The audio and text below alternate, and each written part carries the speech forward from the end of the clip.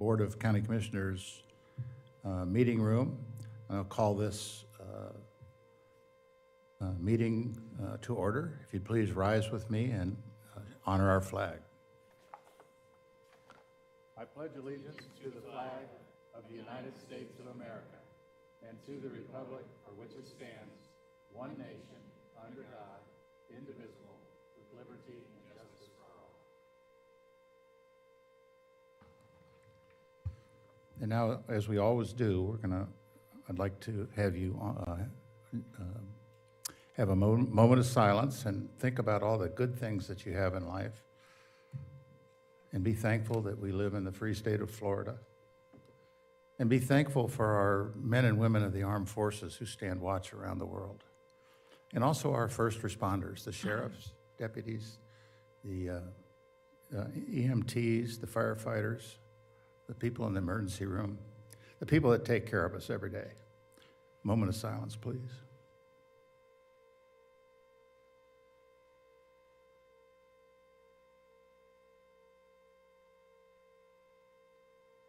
Thank you. We don't have any additions, deletions, or modifications to the agenda. We do have some announcements, though. We're beginning the Flagler County website overhaul and would appreciate your input on the current website experience. Your answers will help to make the website easier for everyone to use. The survey will take roughly 5 minutes to complete and can be found at www.flaglercounty.gov on the main page. We look forward to hearing from you and appreciate your inputs. County offices will be closed November 23rd and 24th for Thanksgiving. Boards, we do have some vacancies on our boards and councils. We have a vacancy on the River to Sea Citizens Advisory Committee. We have a vacancy on the River to Sea TPO Bicycle Pedestrian Advisory Committee, and we have a vacancy on the Affordable Housing Advisory Committee. If you're interested in any of those, please go to www.flagler.gov and you'll find all the information you need there. We have two meetings coming up. December 4th, we have a county workshop, our commissioner workshop, and then we have a regular meeting on Monday, December 4th at 5 p.m.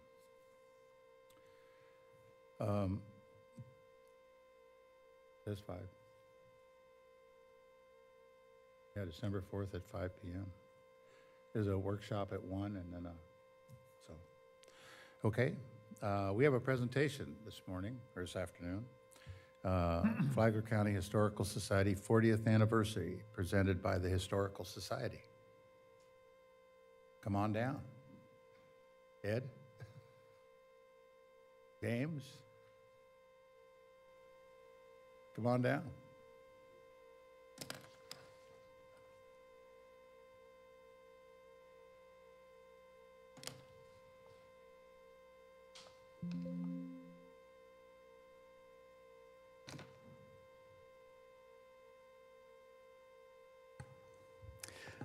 Good evening.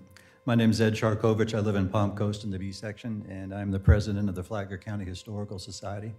I'd like to thank everybody here on the commission for your support that you have given us over the years, the last 40 years, to be precise. We've been incredible stewards here recently of many, many decades of sweat equity, research, preservation, documentation, and we're incredibly excited about the next 40 years.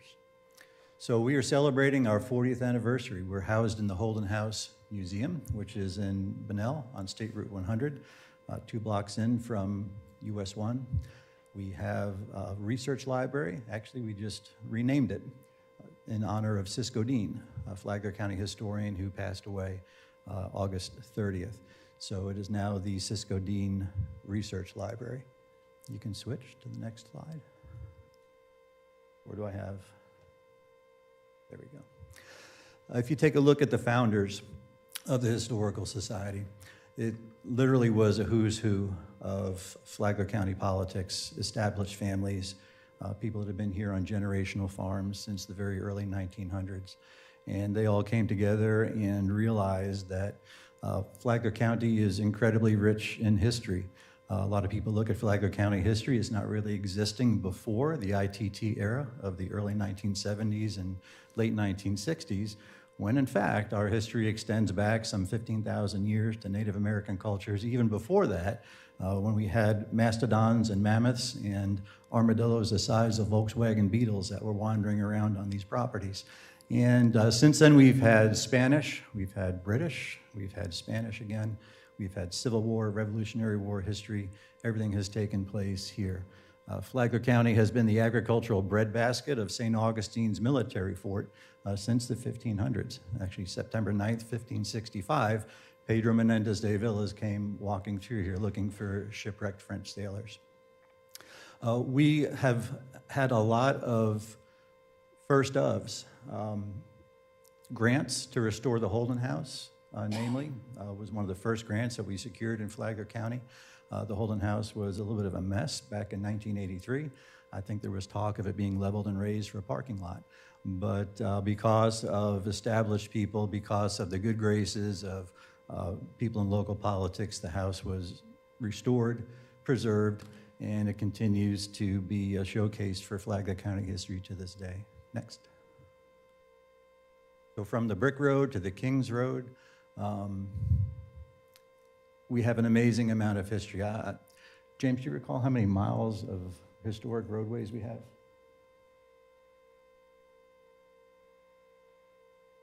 Over 90 miles. And we're continuing to lead preservation efforts. Everything that we have here, whether it's a building or a piece of property or an artifact or a story, a collection, it all can serve to tell a story and educate children and their families. We're living in a world right now where it seems like some of that is lacking, and we really would like to see that turned around by making all of our stuff educate kids and their parents into the future. I think with that comes a large level of stability when children and their families know that people have survived much harsher times than being without electricity and being able to charge your cell phone for 5 or 6 days. Next. Some of our upcoming projects include kiosks for Coast Guard Road. James, would you like to speak to this? This portion of the road is the only one that's left here in Flagler County. It's up in the Hammock area off of Malacompa Road. And we're working right now on a National Historic Places grant right now to try to get a monument up there about it. Again, it's the only one left. There were a lot of people involved as far as the military in this area, and we need desperately to save this road. Flagler Beach was a hotbed of German submarine activity during World War II. A lot of cargo ships were torpedoed off of Flagler Beach, and if you speak with Tom Duncan or James at the Flagler Beach Museum, you'll find out that there was a whole squadron of private airplane owners that flew out of Flagler Beach during World War II with 100-pound incendiary bombs sitting on the seats next to them. They threw them out the windows onto German submarines, trying to get them to submerge to save these cargo ships. So we've got a tremendous amount of history. Next. Malacompa and Bing's Landing that was put together by prior generations of historians are enduring legacies. They serve to educate, they serve to preserve, and there's so many other properties in the area that we're concerned with making sure that they still can tell stories for the future. Next. The Cisco Dean Research Library is immediately behind the Holden House Museum. To date, the Dean family, Gloria Dean and her sons, have brought us 30 boxes of Cisco's research that had been sitting in their garage, and they haven't even gone through his office yet. So I was speaking with Sheriff Staley over the weekend that we're finding incredible amounts of Flagler County history, each of which is able to tell a story, and we're very excited about being able to present this on our website. Next. So for those that don't know, We are at 204 and 206 East Moody Boulevard on State Road 100 in Bunnell. One of the things that we've accomplished this year is opening 6 days per week. Probably for the last 39 years, we were only open on Wednesdays, so that's a big leap for us. And if it wasn't for the team that we've got in the Historical Society, none of that would be possible. Next. All right, are we able to put something up on the overhead? Is that possible? Yeah, right next to you. Oh, they do it over there.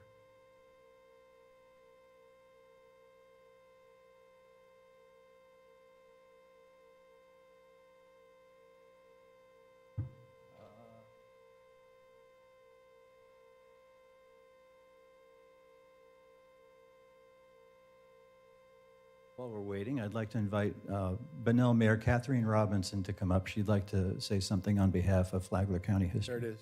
You got it.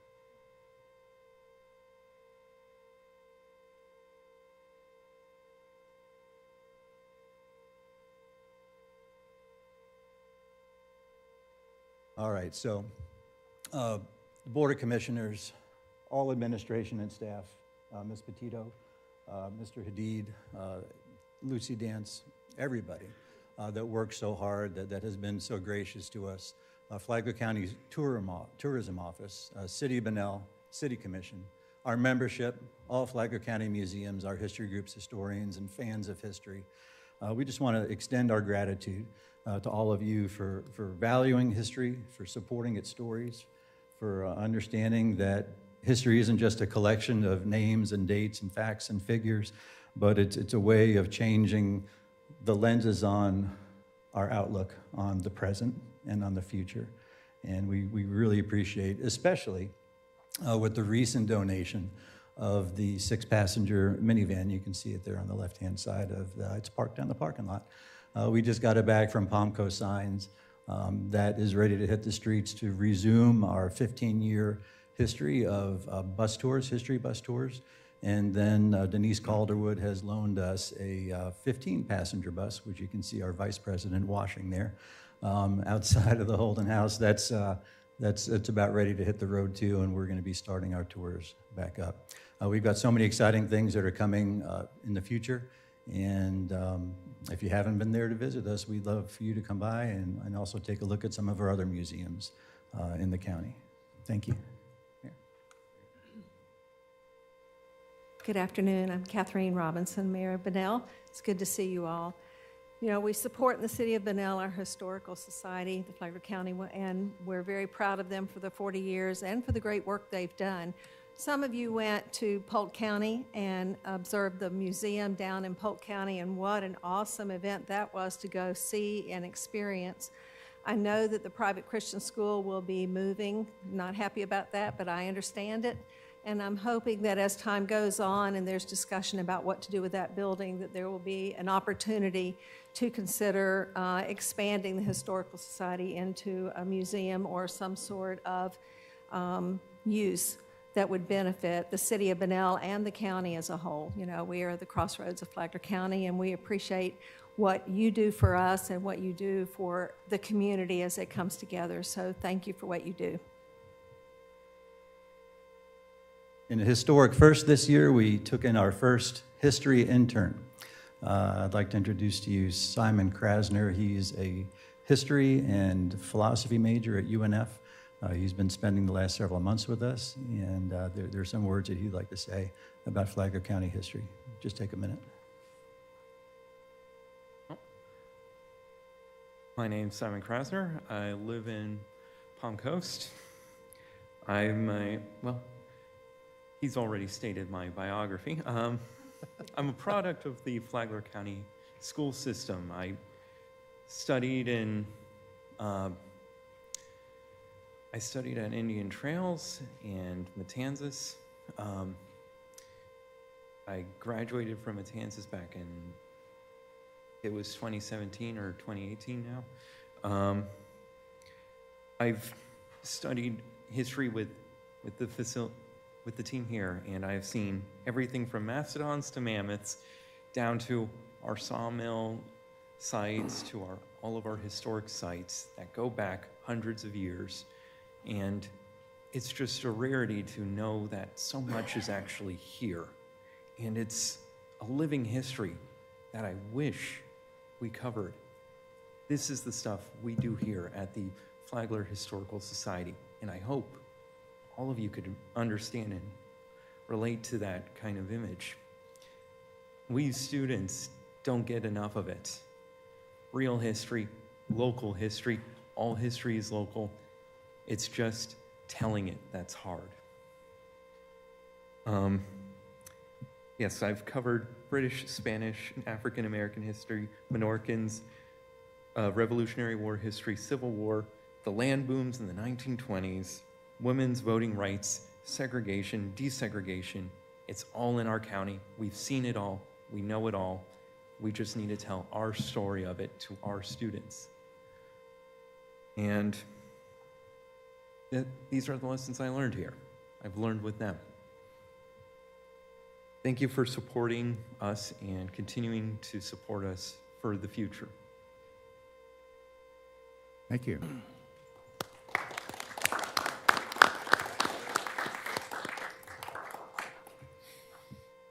Thank you so much. Thank you, Ed. Thank you for the presentation. That was good. It's great. Nice seeing you all. Thank you all for the work that you do. Yeah. You know, it's so important. I worry that our young kids today don't get enough of this. And if they don't get it, then as they become adults, they don't have the context of how things happened in the past and why they happened. And if they studied that and they knew that, they'd have a better idea of the decision-making process as they get older, because they remember, oh yeah, I remember that.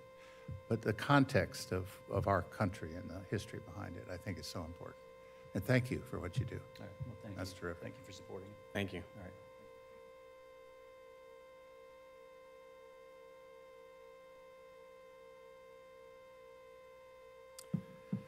Next is community outreach. This 30-minute time period has been allocated for public comment on any consent agenda item or topic not on the agenda. Each speaker will be allowed up to 3 minutes to address the commission. Speakers should approach the podium, identify themselves, and direct your comments to the chair. The podium is now open.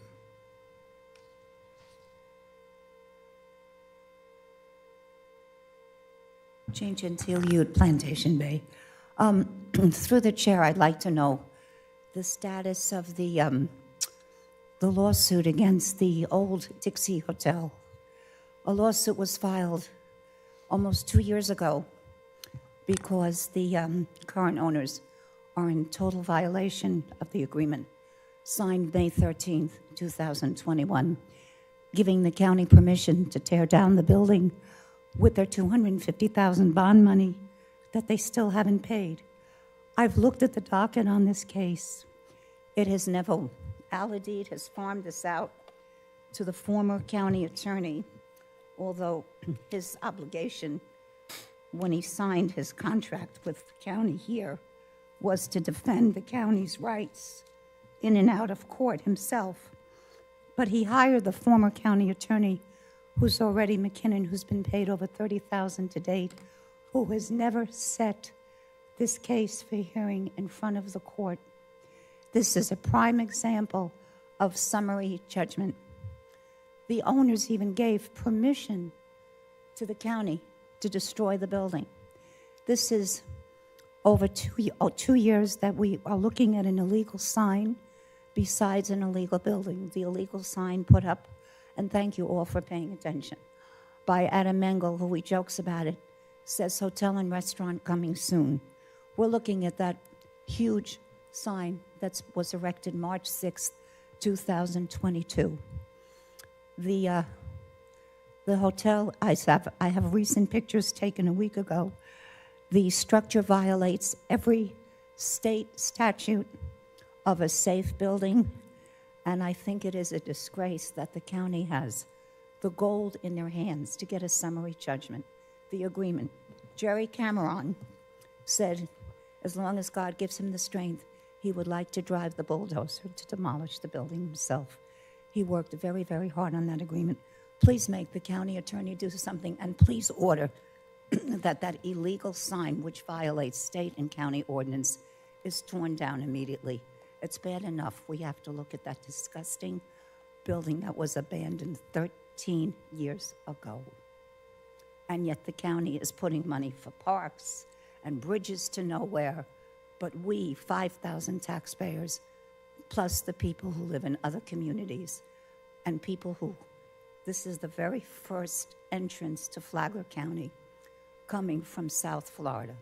They make a left-hand turn to get gas, and this is what they're going to see. They're going to see this dilap. Please make your county attorney force this and do his job. Thank you so much. Thank you. Next speaker.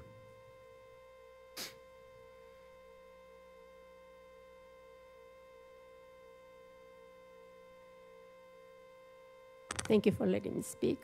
My name is Silvia Puglisi. I live in Palmco since 1991.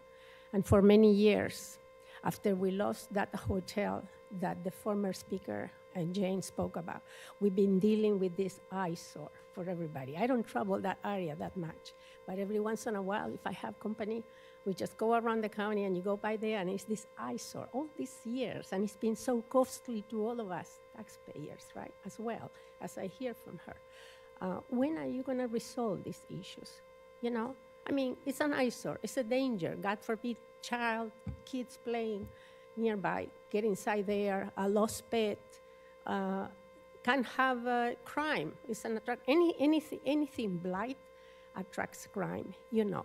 So it's the time that our elected officials need to stop whatever administrators are doing, get the handle on this issue and resolve it for us, okay? We will appreciate that. Another thing about history, I love history of the county of Palmcoast, and I am going to say it would be really interesting, I don't know if it can be done, but you can ask the school board, if with our beautiful history of the county, it could be placed like in the schools, a study class, maybe 1 day, 2 days, and now they're going to have also, they can have the kids going through the county. I mean, kids of certain age, of course, right? The ones that were older, that already understand. It will make them interested more in the place where we live. And maybe if the schools could be add that item on one of the study classes for the children would be great, I think. Thank you. Thank you. Next speaker.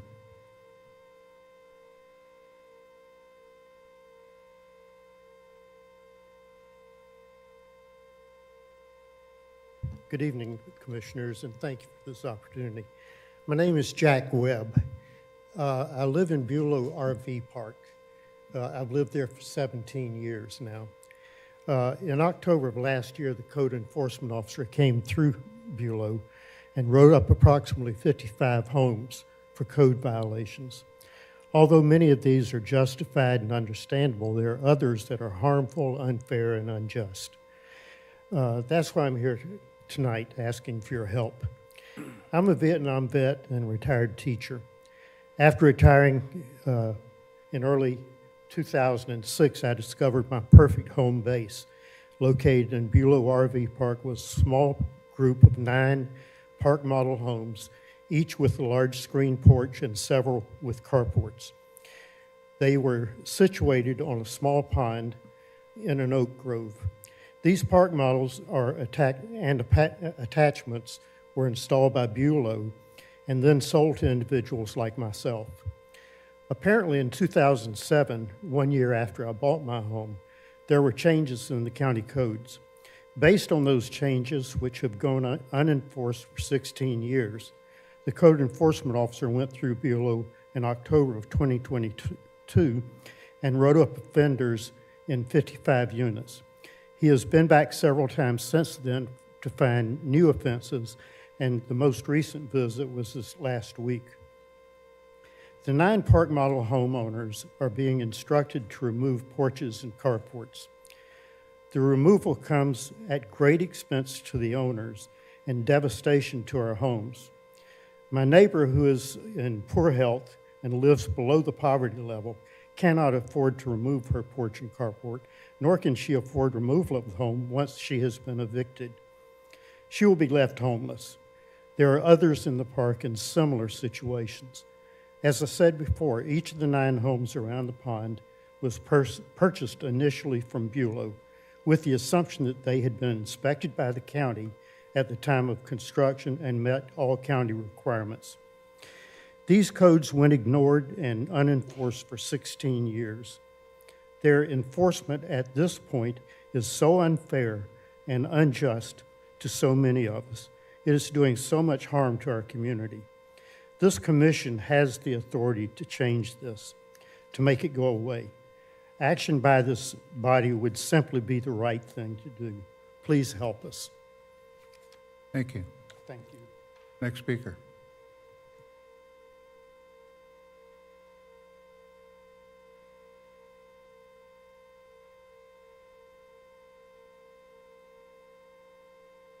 Good evening. Thank you for allowing me this opportunity. My name is Barbara Page, and I have happily resided at Bulow RV Resort for almost 8 years now, until recently. I'd like to start by saying that the 2 people who started this war and badgered the county to get involved were among the first people to bail out of Bulow and leave the rest of us who were caught in their crossfire to suffer the consequences. We are all on fixed incomes, many of us at or below poverty level, requiring some type of assistance. Some of us, such as myself, have recently lost a spouse and can hardly survive each day with that loss, let alone the added burden and stress of worrying about where we are going to live. Most of us can't afford to move, and even if we could, we have nowhere to go. I bought my home just the way it is, and has been since before 2007, when the same thing occurred, almost word for word. If at that time it was not rectified, I feel and was told that it was grandfathered and should be left alone. Instead, I'm being warned that if I do not remove my deck, my lease will not be renewed and I will be evicted.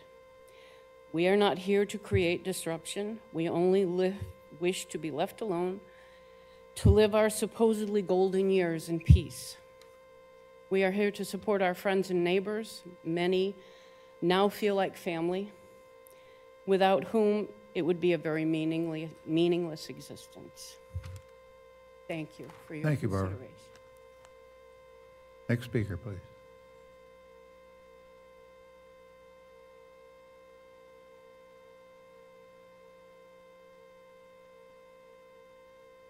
My name is Wendy Votava, and I just recently, as of 4.5 months ago, took up residency at Bulow Plantation. I am a senior citizen, and like most of these folks here, I'm on a fixed income. I have lived in Florida before. I absolutely love Florida. It took me several years to get back what I consider home. I've lived in Bulow Villages, which is the mobile home park prior, and I always loved it there. It's beautiful. And as the historic family that you just heard, all the history in this town and surrounding areas, Bulow Plantation is one of them. It's beautiful, and we live it. We live it every day, the historic value of it, the beauty of it. I went there 4.5 months ago, and all I've had is chaos, drama, these friends of mine that I've just made as neighbors. They can't sleep at night. I worry myself. I have not been violated as yet, but I'm sure it's going to come. It's just a matter of time. It's not right what's going on, and we're here to ask your help. Whatever has been stated can be fixed. There's fixable solutions here for all of us. We just need your help. We're pleading with you today as a community.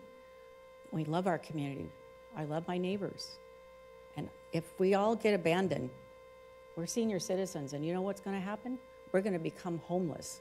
And then Flagler County and the surrounding areas will be on the map for the biggest homeless senior citizen put out embarrassment ever. Thank you. Thank you. Next speaker.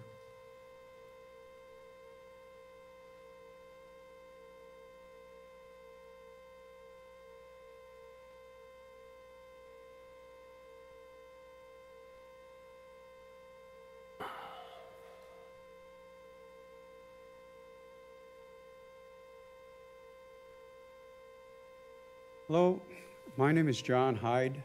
I live at 392 Snowbird Lane in Bulow RV Resort, on the pond, in one of the park models that was put there originally, brand new, in its condition it is in now. And I fall under the same thing that you've just heard. They want us to tear off half of our houses, take off 70% of the value of the, and throw it away with no other reason than this ruling that was set years ago that was not taken care of at that time. The original people should have been fined for this, not somebody 15 years later who has moved in only 18 months ago. I'm 74 years old. I came here to move closer, 2,000 miles closer to my son so that I could just see my family and go fishing and enjoy the rest of my time. And it's not been enjoyable lately. I can't sleep at night. When I do sleep, it's because I pass out, and that's only for a couple of hours. It's been horrendous. Thank you for your time.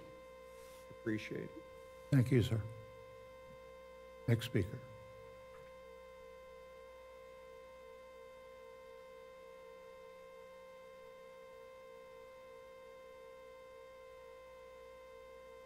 Hello, my name is Laura Hivner. My husband and I moved to Florida 2 years ago, and most recently to Flagler Beach in the Bulow Plantation. 4 months ago, we purchased our cute little dream retirement home, and 3 months into renovating it, we were informed that we must deconstruct our home, basically cut our home in half, and it came as a complete shock to us. We knew nothing of this, heard nothing about this.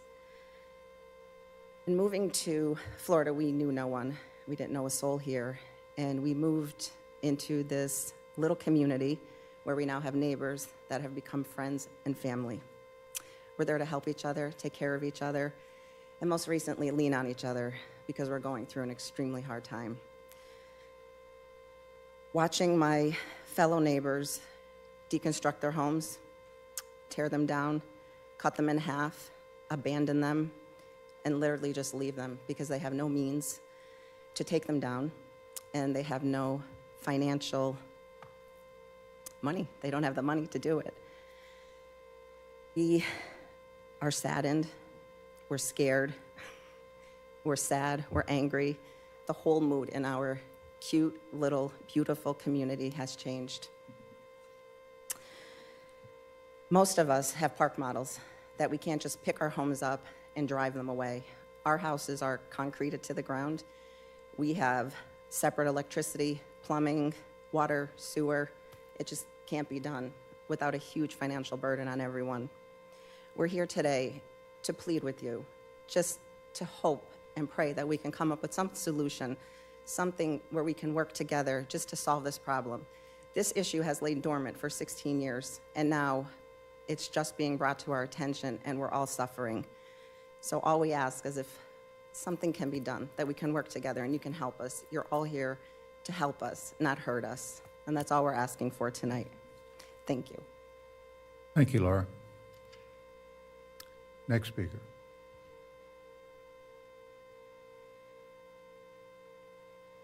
Yes, sir. Hello, I'm Don Urban. I live in Bulow, 388 Cardinal Lane. I've lived in Bulow for the last 16 years. I bought my home from a couple that had bought it straight from Bulow. With the addition already on, I was never told of the 2007 violations regarding the addition from Bulow or from the zoning office. As it has been 16 years since the first violation, I was not notified of any violations. I have put at least $15,000 extra into renovations for my house that Bulow allowed me to do. With their, yeah, they allowed me to do that. Now I'm going to lose all of that. What they have promised me, saying that, yes, you can do this, and then I'm not allowed to do it.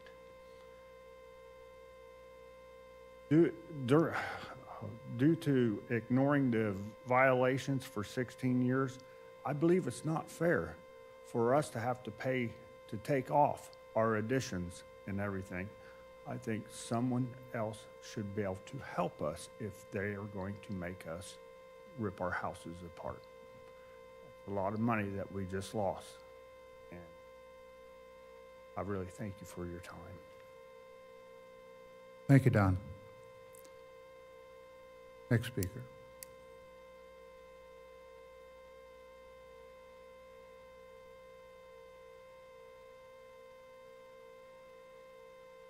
Yes, sir. I'm Larry Jones. I reside at 390 Cardinal Lane at Bulow. As you expect, I am neighbors with all of these people. Great community. Keep your help. Please speak in the microphone so that it gets recorded. We're here to seek your help in resolving this problem. We did not create it. We are the ones that have to bear the burden of it. And it's just so unfair that we have to do this. I could go on with a longer speech. I live in Department Hall just like all the rest of them. I bought it in good faith that I was doing nothing illegal. I was granted a permission from Bulow to buy this property. I went through a security check. Make sure that I was a good person. And now I'm saddled with this problem. I just think it's some way we can come up with a fair resolution to what needs to be done. And I thank you for your time. Thank you, Larry. Appreciate it. Next speaker.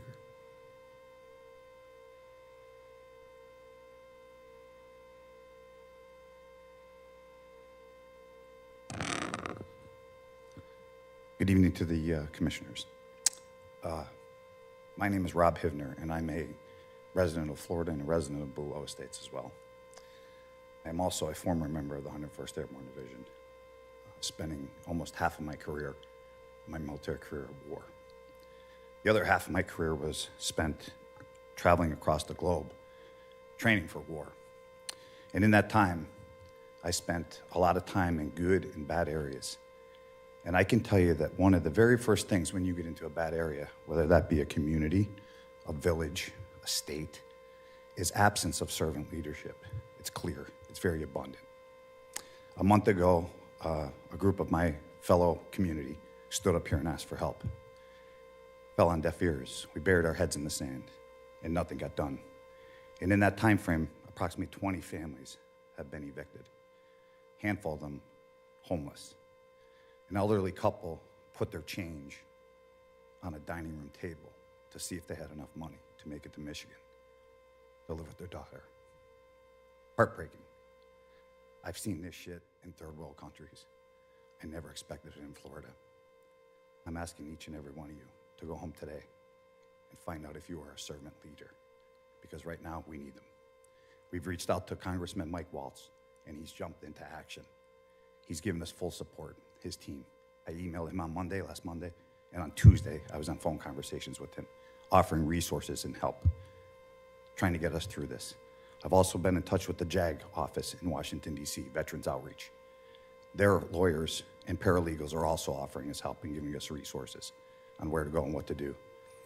But the common theme above all this, they all speak the same language, is very easy. The same hands that put this law into place can also make it go away. And these houses should be evaluated on a step-by-step process, not with the blanket, what's good for all. Because the commission swung the pendulum to one side right now, and it's all or nothing, meaning you rip it off or you're gone. But we're not evaluating these homes on a case-by-case basis to come out and take a look at these structures and take a look at these people's lives. We put 20 people on the street because we did nothing, because we chose inactivity. And I've seen this in other countries, and it should never, ever, ever happen here, and let alone in the great state of Florida. I implore all of you to look up the definition of servant leadership, and we'll find out next month at next month's meeting if any of you can act to that. We're going to figure that out, because I'll be back here reporting the same statistics over and over again unless something by y'all is done. Thank you. Thank you, Rob. Next speaker.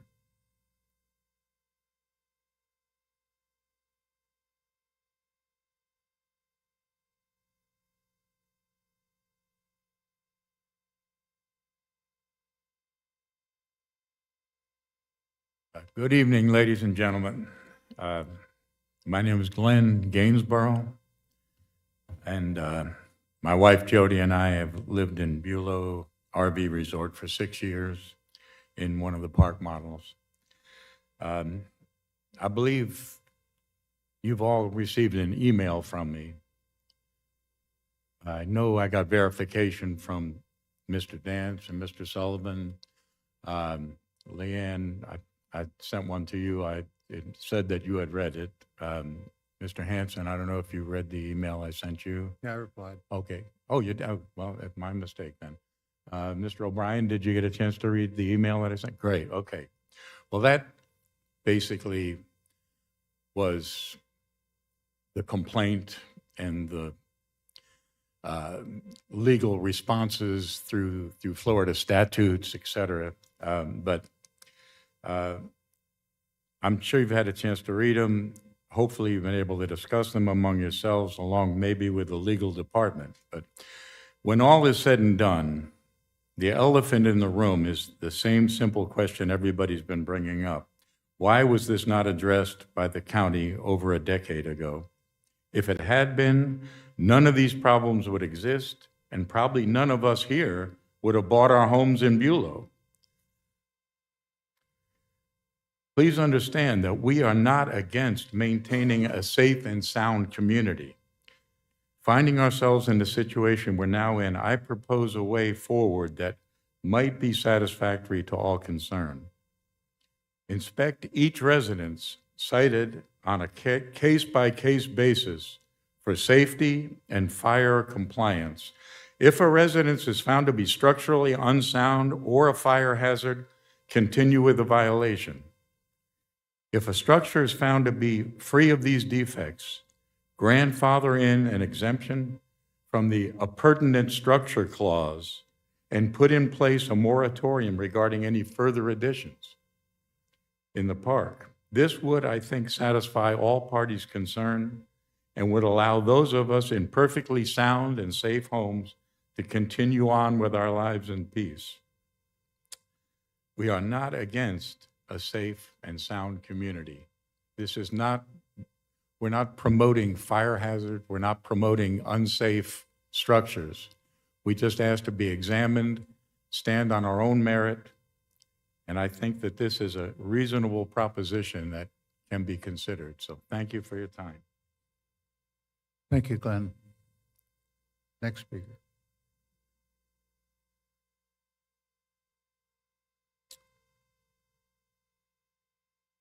Seeing no one else, I'll bring it back to the commission. Heidi, did you want to talk about Bulow at all, or we're gonna? I think we need to discuss it offline, but. The only thing that I could offer is we brought this issue up to the board previously. Right. We are working with the property owner. It's not really a county issue per se. It is a property owner's right to use their property the way they do. It is a campground that is deemed, a portion of it is for transient housing. The other is mobile homes, which are a more permanent solution. At the request of the board, we did offer an opportunity to extend the period to bring them into compliance. So we gave them a grace period through the end of January. I believe it's January 31st. Right now, we're not enforcing anything. We are perhaps documenting progress made so far, but we're not enforcing any code violations. We have an opportunity to work with the property owner to change the use of their property, to making it a more permanent solution, but it would not allow for the use of park models, which are considered recreational vehicles. It's not the same as a mobile home. So that is where you end up with a land use issue. It's up to the property owner how they want to move forward, but we are working with the property owner. So it's not an active case that we are pursuing. They have a grace period to come into compliance, and at this point, we're just monitoring. So, Thank you. Commissioners, any comments on the consent agenda you'd like to bring up? Consent agenda items. The one that I just wanted to point out, not to pull it or anything, is 7L, which is the Flagler County 23 through 32 Transit Development Plan, TDP, Annual Progress Report. And the significance of that is, you know, we have the disadvantaged travel service with our buses that take disadvantaged people to meetings, medical supplies, veterans, things like that. But this plan is important if you didn't have a chance to look through it, because it talks about what we're planning for the future. And will we have any kind of metro type transportation, that kind of thing. So it's important that this get approved, and that and we are watching that. So it's, what I wanted to say was, we have the system that exists now, which is really a disadvantaged travel program. It works pretty well, but it's clearly not a metropolitan transit system. County is growing, as we heard earlier today at the workshop, and this plan does talk to those issues also. So I just wanted to, it's a good plan. It was approved by our committee, and now it's up to us. Mr. Dance. If piggybacking on the transit development plan, personally would like to get more into the details of the transit plan. I don't know if anybody else wants to workshop it or bring it back, but I mean, I can do it on my own with Mr. Dixon and get to him. I didn't know if there was anybody else that, before we get into budget discussions, talk about where we're shy on trips or if we're caught up on drivers and if that affects the budget. It's important. I've gotten a few emails, not a ton, about the limitations. The one conversation I did have with Mr. Dixon is that the vacancies he believes are all filled, and that they'll able to run at their full level. But again, don't want to make unnecessary burdens on staff time. But I mean, if it's nobody else is doing it, I'll just do one-on-one, and I'll bring my comments back. You know, as you may know, and I think you do know, we have our regular meetings on that. We had one a week and a half ago, and we were happy that we have picked up a couple more drivers. The numbers are steadily increasing, and the amount of people who are using the equipment. I did an actual physical inspection of the equipment, both the bigger and the smaller buses. There's no doubt there's a lot to be done in this area, and as the county grows, the demands will be more and more. But I'm more than happy to, to get with you on that. But the people from the Public Works office come to the meeting, and we have a number of representatives from various organizations. Yeah, I chaired that board. Yeah. For sure, there. I'll take care of it on my own. It's all right. Oh, okay. And one of our drivers is Driver of the Year. Yeah. Yeah. And the only other comment would be in recognizing Mr. Lagacy on finally pulling together the Kelly property. That's been a long process, I know, so appreciate the work on that. Ms. Pennington. No comment. Mr. O'Brien. And I have none. Therefore, now I'll ask you if you want to pull any items. Mr. O'Brien. Ms. Pennington. No, sir. No. Mr. Dance, no? Nope. And I'll entertain a motion to approve the consent agenda. Motion to approve consent agenda? Second. Been moved and seconded to approve the consent agenda. All in favor, say aye. Aye. All opposed, say nay. Hearing none, the motion passes unanimously. Item 8A, quasi judicial. consideration of access easement and county property utilization agreement for Coquina Shores, parcel number 39-12-31 and a bunch of other numbers. Owner JX Palm Coast Land. This is quasi judicial. Commissioners, I have to ask you if you've received any outside communication on this. Mr. Sullivan? None. None. Mr. Dance? Ms. Pennington? None. None. And I've received none. Adam, the floor is yours. Adam Mangle, Growth Management Director. Chris, you want to pull up that PowerPoint? I'm going to steal the applicant's PowerPoint. And so you can see the subject property here. It's going to be east of the Old Kings Road intersection you see there, and that's, I think it's Kings Point is the development that's there. And then you can see, this may be a little older aerial, the trail that's coming down that, where you can see the clearing on the south edge of the 100 at the very bottom. That clearing that's there is where our pedestrian bridge is. And so that's the subject property right in between those two. And Coquina Shores is within Palm Coast. So here's that development. And you can see Lehigh Canal to the left, the north side to the left-hand side, State Road 100 to the right.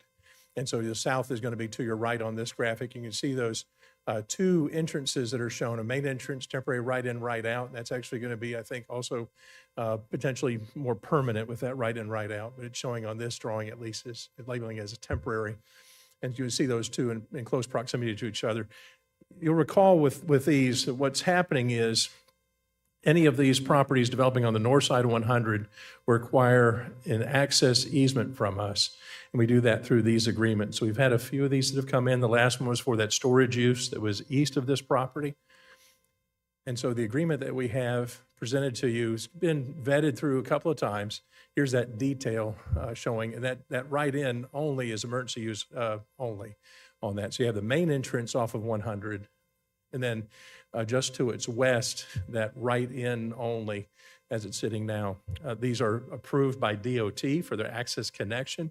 Our role in this is to grant the easement for the crossing across our county-owned parcel. If you recall what this was supposed to be for the sidewalk itself to be constructed within that easement, that land that we own, that strip given to us by ITT, Community Development Corporation. Sidewalks actually south of that parcel within the DOT right-of-way. And so we'll go through these iterations as these parcels develop. Most part, again, they're going to be developing the city of Palm Coast as this one has. And so you'll see then the most important part of the graphics, these two graphics at the end of your agreement that you have show the extent in its form of the two crossings. We've got the legal description and then the two graphics showing these main entrance here. This is the lesser one, the emergency ingress only on those. With that, I'll close. Wait any questions or comments. Mr. Livingston is here on behalf of the developer for anything that you'd like as clarification on the actual use itself. Thank you, Mr. Chairman. Thank you, Adam. Commissioners, any questions? It's pretty straightforward. It is. Yeah, got it. No. Questions? Any questions? Thank you very much. Thank you. I'll entertain a motion on 8A.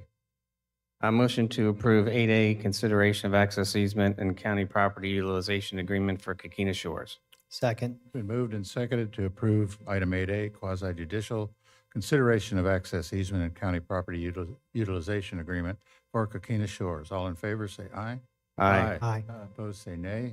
Sir, Comment. public comment. Public comment. Hold your vote. I'll open up to public comment. Anybody wishing to discuss this, please come forward, state your name, and make your comments to me, please. Seeing no one approach, I'll bring it back to the commission. All in favor, say aye. Aye. All opposed, say nay. Motion passes unanimously. Item 8B, request the board approve the addition of Fireflight's Airbus H-125 helicopter to the existing master equipment lease purchase agreement dated as of February 23rd, 2017, between Bank of America Public Capital Corp. As lessor and Flagler County, Florida as lessee, and authorize lease financing from Bank of America Public Capital Corporation for the remaining balance of the new helicopter in the amount not to exceed $2,500,000. Yes, Mr. Chair, Brower. John Brower, Financial Services. This is the next step in the purchase of the helicopter, the final financial part of it. We're expected to take control of the helicopter next month, And this is the last meeting of this month, so we are going to get the last bit of the funding that we need. It's going to go into escrow. We'll request disbursement, and that's it. Nice and simple, easy way to spend $2 million. Is it, how much money do we save if we, after the first 9 years, I guess it is, we pay off with the Bank of America? I notice we can't do it until. Yeah, this is a 10-year deal. We can pay off. The first 5 years. I'm sorry? After the first 5, where it says you. After the first without 5? the 2.5% penalty, you could pay it off. I haven't calculated. That's all right. Yeah, no, Jake Glover I'm just kind of curious offered- what the how much that buyout would save. I understand. I want to know that too. I just haven't Because got a we chance could- to get it you know, yet. we Get could to be you. putting money away like we are now, and Well, you know, the way we set this up is for last 4 years since I got here, we've been putting $250,000 away. The way we set it up is we want to get as close to that amount as possible to pay the debt service. So, you know, we weren't, impacted by purchasing the helicopter. So we're pretty close to that, a little above it, maybe, just shy of 300,000 ultimately. But, that would take up that budgeting into the reserves. I'm just curious, because I started to add it up, and I said, no. We can certainly run the numbers. We just haven't yet. Mr. Chairman, when you're Yeah, done, Ms. Sullivan, when you're go done. ahead. I just want to make sure, because this has been before, it's 2 or 3 times over the last year, and going forward with the purchase and everything.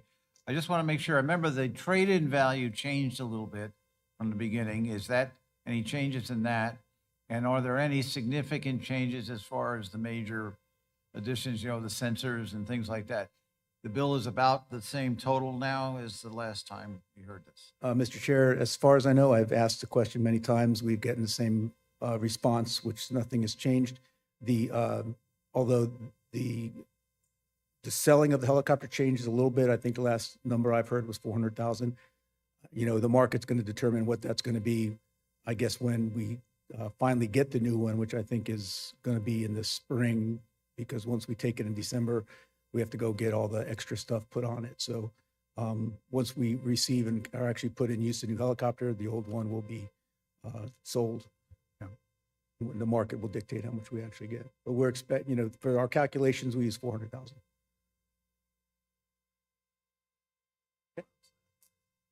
Jay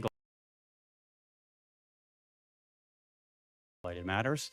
And as we do with each time there's a financing need, we go out with an RFP to get the most cost-effective financing option. And as you mentioned, this is a 10-year financing, but after 5 years, the county can actually repay it without a penalty. And if you do so, that will save approximately $160,000 or $165,000 worth of interest that would be paid over the last 5 years of the term. Okay. So you can continue to pay over 10 years, or without a penalty at the 5-year mark, you could pay it off if there was sufficient funds to do so at that time. Thank you. I just did that in my head, so don't hold me to it, but you're pretty close. Yes, sir, Mr. Chair, I've been working with Jay for 16 years. And I know that's just a portion of your career, so he's great to work with. Commissioners, any further questions on this? I have none. Move forward. Okay, I'll entertain a motion to approve the addition of Fireflight's Airbus helicopter to the existing major equipment lease purchase agreement. Motion to approve the addition of Fireflight's Airbus 125, H-125 helicopter to the existing master equipment lease purchase agreement. Second. Been moved and seconded to approve the addition of Fireflight's Airbus H-125 helicopter to the existing master equipment lease purchase agreement. I'll open up to public comment. Anybody in the public wish to comment on this? Seeing no one approach, I'll bring it back to the commission. All in favor, say aye. Aye. Aye. All opposed, say nay. Hearing none, the motion passes unanimously. Item 8C, resolution invoking the Florida Government Conflict Resolution Act in regard to the dispute with the city of Ormond Beach over the 40-grade easement. Mr. Hadid. Yes, yes, members of the commission. As you know, we ran into a problem with the city of Ormond Beach relative to the DRI changes that were made specifically as it applied to the 40 grade. The 40 grade being the easement that we acquired in order to access our conservation lands and to work that property. That is the conservation lands, about 2,000 acres. You were briefed on this before. This essentially captures all the facts. What we're hoping to do is that by being very specific so that the city of Ormond Beach could understand what our point of view was, that we may be able to engage in discussions that would essentially remove the need for any litigation. This is a step required by statute for any local government that sues another local government. They did not use this procedure, so it's a way to compel. It's a way to compel the mandatory mediation between the governments before they proceed with their suit, and we would be obviously petitioning the court to stop the case until we completed this step. Now, what I'm hoping to do, having told you procedurally, what I'm hoping to be able to do is to talk with their outside counsel to see if they will, in effect, give us a period of time to work through our problems so that we don't have to unduly tax the court with actually the pause that's required before suits are brought. You may recall from the briefing you had before that the document in the agenda package called for a 60-day period before any enforcement action would be taken. We don't know why, but when the mayor signed the final document, that 60-day period was not there. As I'm sure you all are sensitive to this because you've been through this quite a bit with land use items, that change would definitely be a violation of the quasi-judicial rules for these kinds of proceedings. We don't want to play the legal cards. We just want to get to a resolution. You may remember, I think it was in about, I'm not going to remember it exactly, August, September, when we had a lot of work relative to Hunter's Ridge. The issue was brought up, and I made it very clear that we would work with, because they had expressed their misgivings about the 40-grade easement that we received. Not explained to you then, but I'm now prompted to tell you, in light of the way that we were treated, when they voiced their concern to us, we immediately jumped on it. I cannot tell you how many evenings, how many weekend days, the volume of materials that I read that they submitted. I gave them 100% attention to their concerns about the 40-grade easement, and assuring them that, look, there are problems there, but the problems that we're talking about are too many people going through the gate, people doing illegal hunting. Those are the things we need to be getting together on. We have no intention of paving a road. We don't have any money. And I know that you're aware that the TPO would never give us money to pave essentially a conservation working road. That's all it is. So we gave them that attention. We communicated to them very clearly that we would be happy to talk to them about any adjustments that are required. If they want us, for an example, to pledge in an interlocal agreement, for us to enact deed restrictions of some sort, or some, actually easement restrictions of record, that would not allow us to pave that roadway and open up a thoroughfare. That is their concern as they've expressed to us. I don't know why they have that anxiety.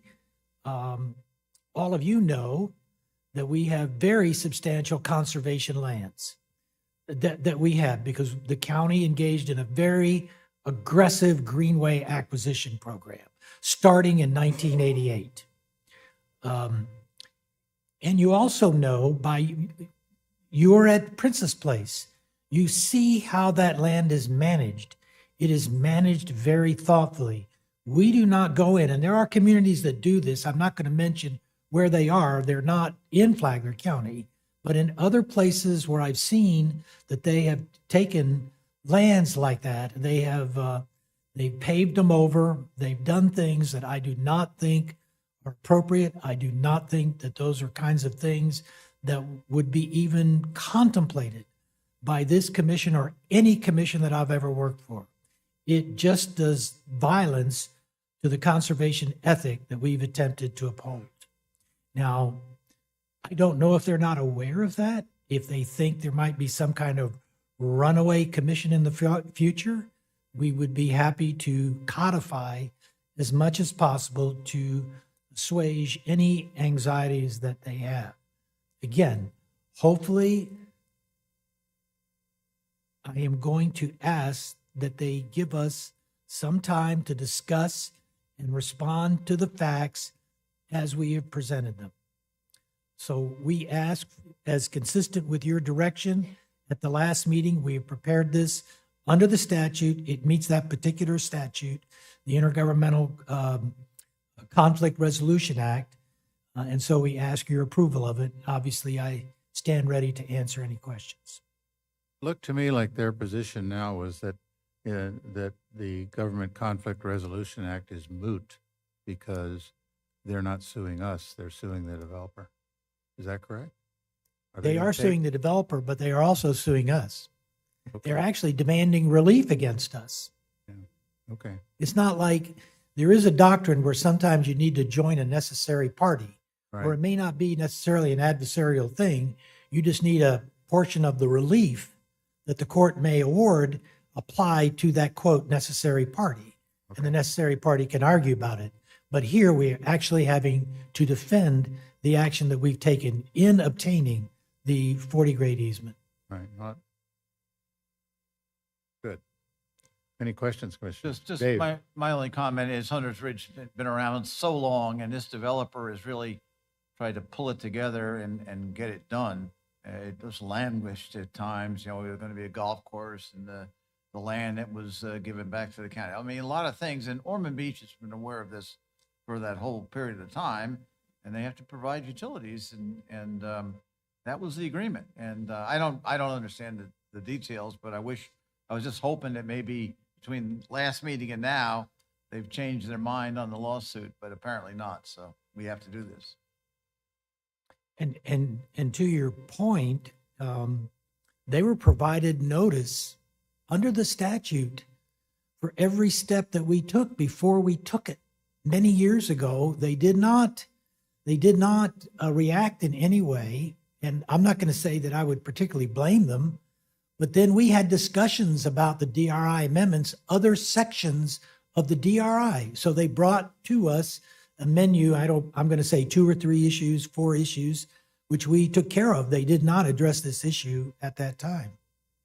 That is the 40 grade easement. Commissioners, anything?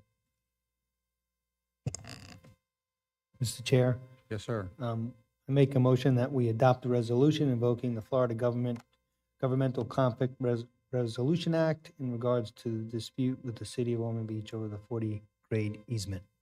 Second. Been seconded. Moved and seconded to invoke the Governmental Conflict Resolution Act regarding dispute with the city of Ormond Beach. I'll open up to public comment. Anybody in the public wish to discuss? Yes, sir. How y'all doing tonight? My name's George Carter. I talked to Ms. Pennington about a week ago. I live at the end of the road you're talking about, west of 40 grade. There is other people who have easement right away through that 40 grade. I was at the city with Pat and another gentleman and told the city of Ormond Beach, there's other people who have right of ways through that. We never worried about you opening and unlocking the gate because when we needed it unlocked, you guys would unlock it for us. Well, you guys come every 2 weeks to grade the road. The amount of tax money you get out of there, you boys are getting a hell of a deal. I want to let you know that. The culvert that you have to pass over collapsed, had a hole in it, had a great big hole in it, collapsed right there just east of the county line. Okay. It collapsed from the last rain, not this one, a month ago. Got washed out, concrete truck went over it and collapsed it. Well, I called the county up talked to Adam. Adam sent me down the line to another person. And I asked, we need you to open up 40 grade. So I'm going to block the road to fix the culvert that the county drives over and everybody else that wants to go out there drive over, all the 30 some odd residents out there that pay the taxes, a lot of taxes out there. I was pretty much told to go pound sand because he wasn't going to open up the 40 grade. I never asked you guys to come help fix the culvert that you drive over to maintain the road that you own. Not once did I say, hey, can you come down here, bring a piece of equipment, help fix this road? Did not ask that. All I asked is you open 40 grade for a safety reason. I work for a corporation. We don't wait till things happen. We look at safety in advance. And we had to block people from going in and out of Durance for hours at a time while we fixed this culvert. I think Ms. Pennington went out there and saw what we're dealing with.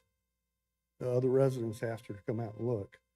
Now, like I said, I never asked for $1 to help fix it. Never asked for any of your help. All I wanted you to do is unlock 2 gates. So if there was an emergency or somebody needed to get out while we had the road blocked, fixing the culvert, you drive over to maintain your road that your part of the county owns. Pretty much told me, we're not going to open it. Well, I said, there's people who got right-of-ways. We don't bother you. Just open the thing.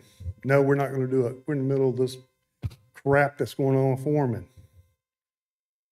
The other problem was that, you know, this is crazy.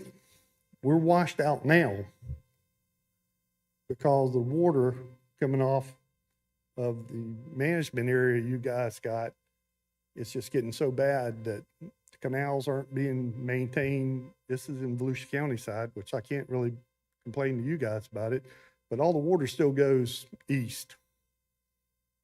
But, you know, when I asked you to do something, I'm not asking you to do something out of the norm. You opened it before when there was emergencies and everything. Now, if somebody would have went off in the canal, first thing I would have done is go, here, call this person in the county and get a lawyer before you call them. Because your people made a decision to put people's life at risk. 1 week after we fixed, meaning we, myself and about 3 other people fixed this hole in the road, a lady got thrown off a horse. You guys sent the Air One, or whatever you want to call the new helicopter, the old helicopter, I should say, to pick her up and bring her to the hospital because you couldn't go through the road. Do I need to say any more, gentlemen? It's a crock. You know this? There's over $100,000 in taxes getting moved out of that area every year. And getting the road graded twice a month for 2.5 miles, you're getting a hell of a deal.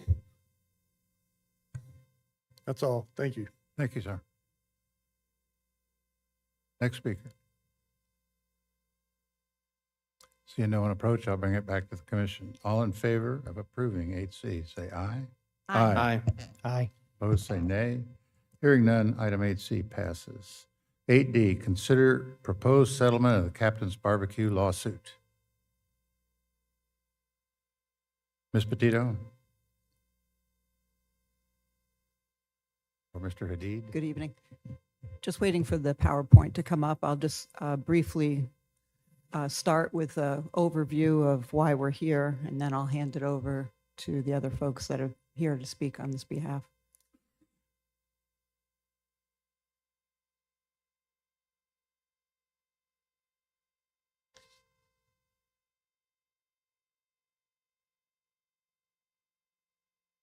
So as a follow-up to the executive shade meetings that were held on October 9th and then again on November 6th, as well as the court-ordered mediation that was held on October 27th, 2023, staff's bringing forward for consideration a proposed settlement of the Captain's Barbecue lawsuit against the county.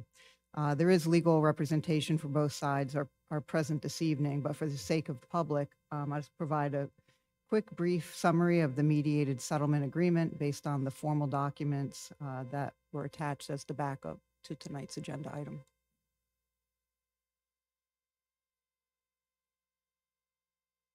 If we can get this to work. There we go. So looking at some of the key terms of the settlement, these were the financial issues. They're captured in the executive summary as part of the attachment. They're also captured in the documents that you have attached as part of your exhibits, your restated or your new lease, as well as your settlement agreement. But these are the financial key terms where Flagler County agrees to reimburse Captain's Barbecue $400,000 towards the construction of a new restaurant facility. That facility will be 5,000 square feet. It will be located on the southern peninsula of Bing's Landing. The agreement also includes any necessary site improvements related to this project. We had some earlier discussions about parking, additional parking. There was also some conversation about screening of a dumpster. The screening of the dumpster is really part of the site plan for the development. That is something that captains would be including in part of their site plan. When it came to parking and we took a look at the existing parking, you have about 62 to 64 current spots. With the removal of the existing structure, you'll gain about 10 additional spots, so you should have about 72 to 74 in that general vicinity of the restaurant. That's does not require the removal of any trees. You also have the rent for the new lease being $3,000 a month, which is considerably more than what was in the original 2018 lease agreement. So this is $3,000 a month initially, with an annual escalation on CPI that would begin after year one.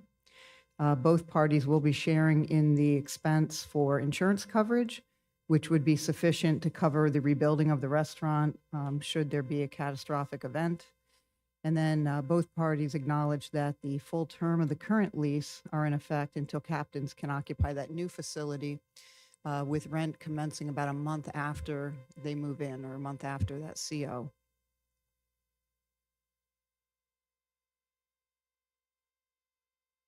And then we'll go on to the key terms of the what's considered more of the non-financial. The term of this lease is going to be for 20 years. There is not a renewal clause as part of that. Flagler County will own the facility upon issuance of the certificate of occupancy. So from day one, the county will own the building. The footprint of the building will be approximately 5,000 square feet. It will allow up to 150 seats. That would be the maximum amount allowed per the agreement. It doesn't mean that they're having 150, but they can't exceed 150. The lease does prohibit operation or alcohol sales after 11 p.m. The reason for that 11 p.m. is because it's inside of a county park, but that, again, does not mean that the facility is going to be open until 11. I think that the business would probably dictate the hours of operation. If you look now in the Hammock, I think most places close. The latest is like 9 or 9:30. So again, that's really going to be indicative of what type of business they have. But the 11 p.m. sticks out because that is the hours that our park is open to the public. Captains has the exclusive right to sell bait inside the park, as well as food and beverage sales within the park, unless there is a county-sponsored event. I believe there is a bait shop across the street up in the Hammock who probably sells the majority of the bait up in that area. So that doesn't present a problem as far as availability in the area. Captain's Barbecue does have the right to secure a liquor license at their sole cost and expense. And captains will be responsible for the upkeep and maintenance of the interior of the new facility, as well as any mechanical or HVAC equipment. Continuing with the non-financial terms, Flagler County would be responsible for the upkeep and maintenance of the exterior of the new facility, including the grounds. And the reason behind that is because it is located in a county park, and we are concerned with the aesthetics and upkeep, and we want to make sure that it is maintained in accordance to the way we would like it to be done.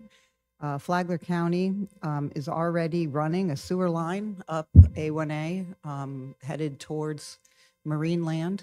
It will be in this general vicinity by the end of December 2024.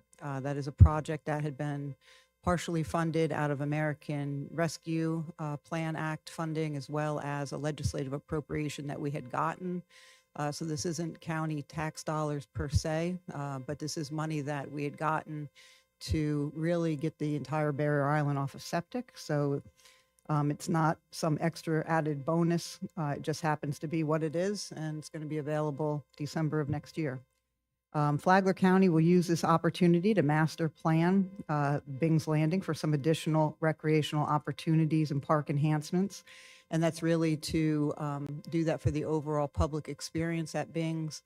This is a beautiful park, but there are some things that we'd like to see improved.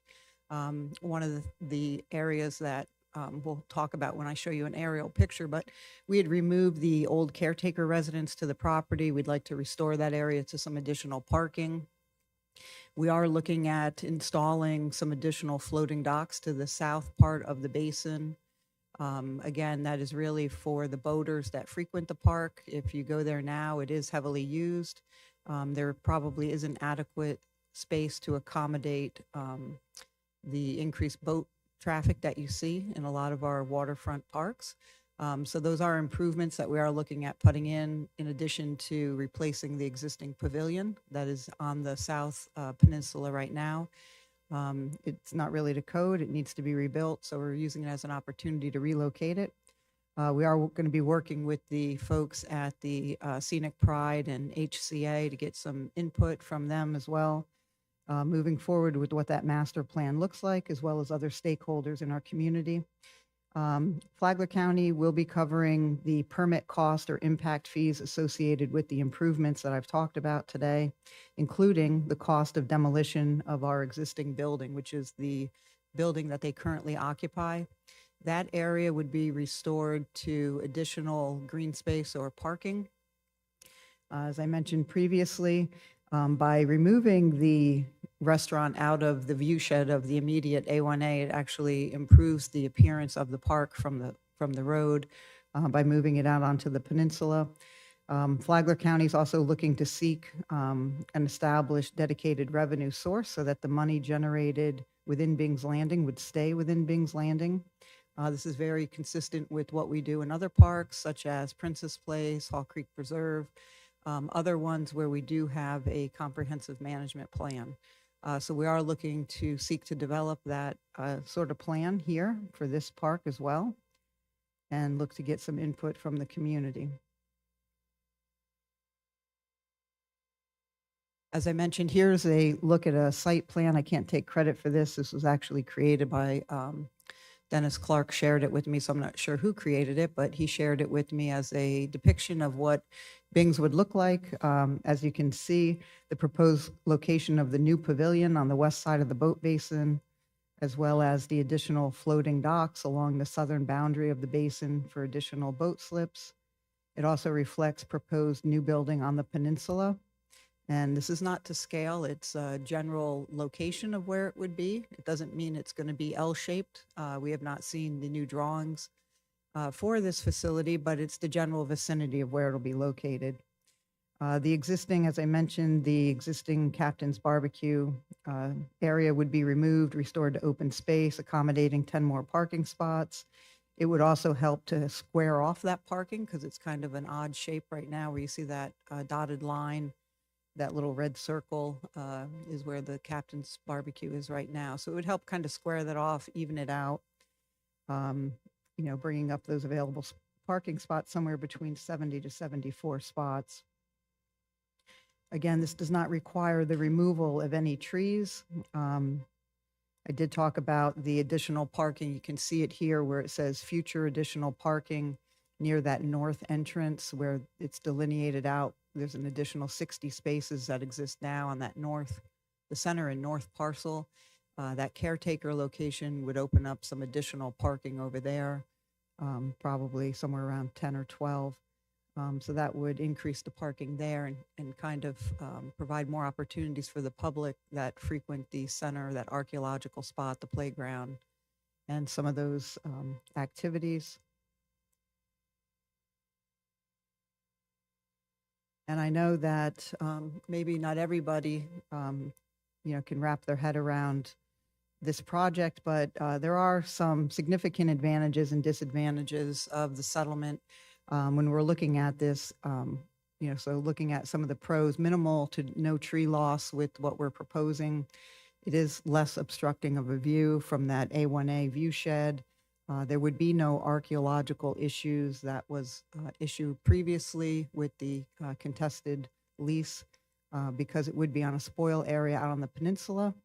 You've got less construction disruption. The majority of the costs are not at the taxpayer expense.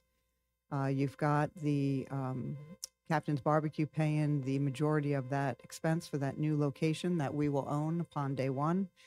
There will be no building closure, so there will be no loss of revenue, no disruption to employees or customers at Captain's Barbecue. There will be increased rent. It is a larger net rent than what we previously were getting. There would, at the end of this, would be no legal liability as far as indeterminate financial impacts or less legal responsibility moving forward with this settlement. The tenant would be responsible for ongoing interior maintenance and capital. The new facility, that new structure would be up to code. And then not just the facility, but the entire park is now going to be on municipal sewer service and not on septic as it is today. There are some disadvantages or perceived disadvantages. It is perceived maybe as a larger impact. If it is, it's probably slight when you look at the footprint, but it is definitely better organized and I believe will be a better look and feel to our park. When you look at the impact to park usage for the current pavilion, it's only going to be temporary until we can get a new pavilion constructed. That's one of the things we would look to do immediately to minimize that impact to the public. There is some cost at county expense. It is minimal, I would say, in comparison to the alternatives. And then I think you have some perceived incompatibility use for folks as it pertains to environmentally sensitive lands. When we've heard about people, their comments about having a restaurant in a park, this is not a new thing, and I don't mean new in Flagler. There's a lot of restaurants that are in state parks and national parks in Florida and across the country. So this is not, something new. We can't claim credit for it. And so in closing, the only thing I would say is that, we have had a lot of comments from the public. And some folks may or may not think that the resolution here is what they would like to see. I say all that, but the county's position is that Captain's does retain some current entitlements or rights, which would allow it to continue to 2026. There is a certain level of risk and uncertainty if we were to go to trial and not enter into a settlement agreement. But I think through thoughtful negotiations and commitment to finding that common ground, that both sides walk away with something that they can be proud of.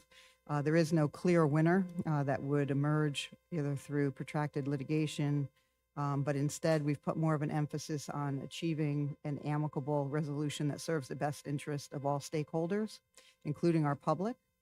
And by embracing a collaborative spirit, I think that not only do we save valuable time and resources, but I think moving forward, we also foster a foundation for future cooperation. And so with that, I think we're able to bring a chapter to a close. I think I'm very optimistic that, we acknowledge that the parties' commitment to a harmonious resolution sets a precedent for pragmatic dispute resolution in the face of uncertainty because, when you go to trial, there's a high level of uncertainty and costs that I think can be avoided with this solution. So, Thank you. Commissioners? Dave?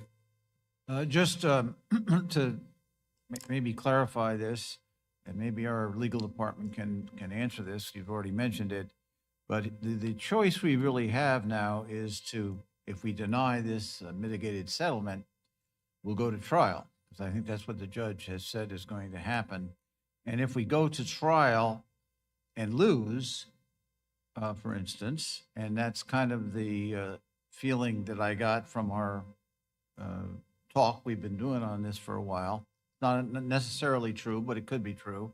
And the odds were more that we would lose the settlement, lose the legal case. And if that were to happen, I think, and that's maybe Al or Heidi can talk to this, the restaurant would be built anyway, and probably our costs would be more than what they are right now with this settlement. I'm not sure of that, but that's the impression I have gotten from what we've gone so far. So I'd like to address that, because that to me is the key issue here, whether we agree to this settlement or whether we go to trial.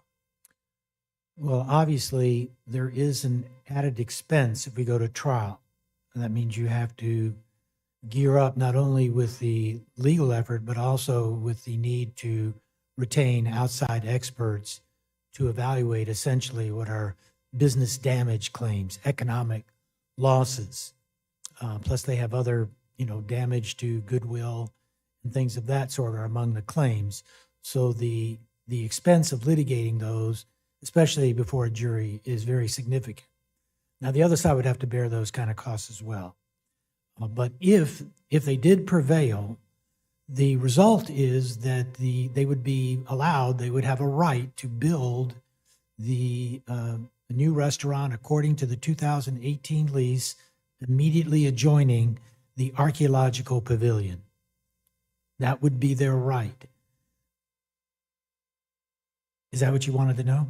Right. In other words, we're at a point, we've been involved with this for over 4.5 years now. And I guess we could push on and hope that we would prevail.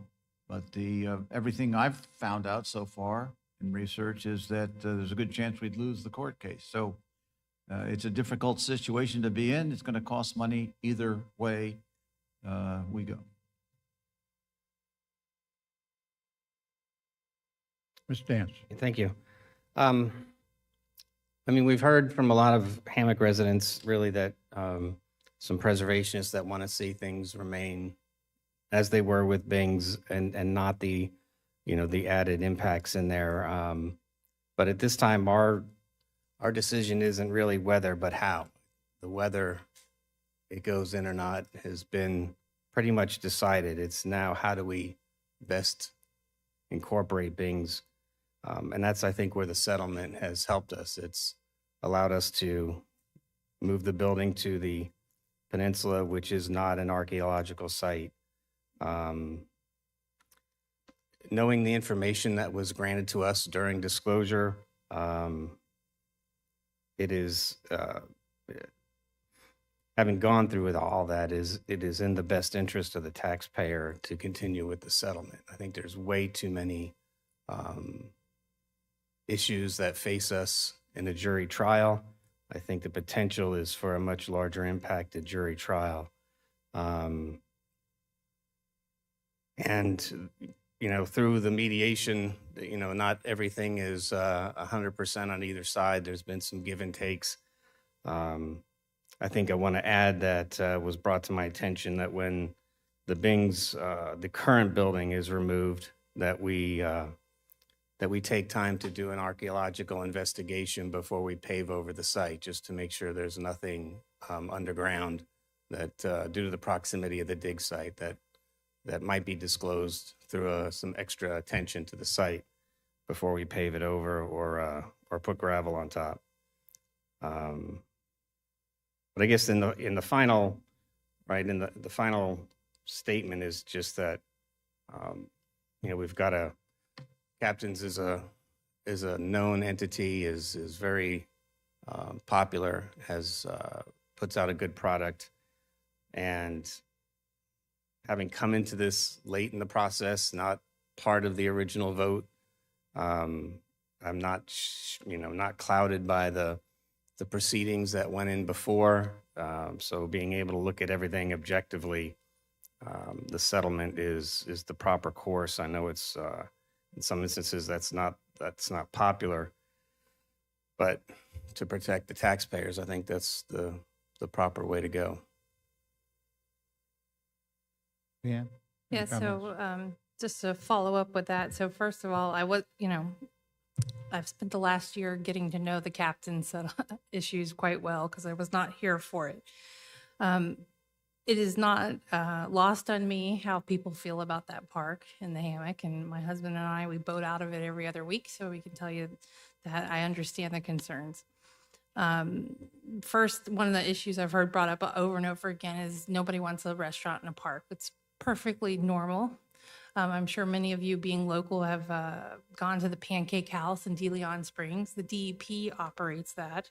It is an amenity to a park, so I don't have an issue with that at all. I can tell you something. I've read through this. I've read through the lease, the amended lease. I have watched the videos. I have read the trial. What the judges said. It's important to look at the footnotes in that trial. And I've heard what we've said in our shade meeting, and I would not be here agreeing to this if I didn't think that if we were to go through a trial, we would be in far greater losses. And I think it's been very clear to us what we've been told. And you didn't put me in this chair to vote and give you more losses. You put me here to stop losses. And I do believe that it is in the best interest of the taxpayers to stop the insanity and mediate. Mr. O'Brien?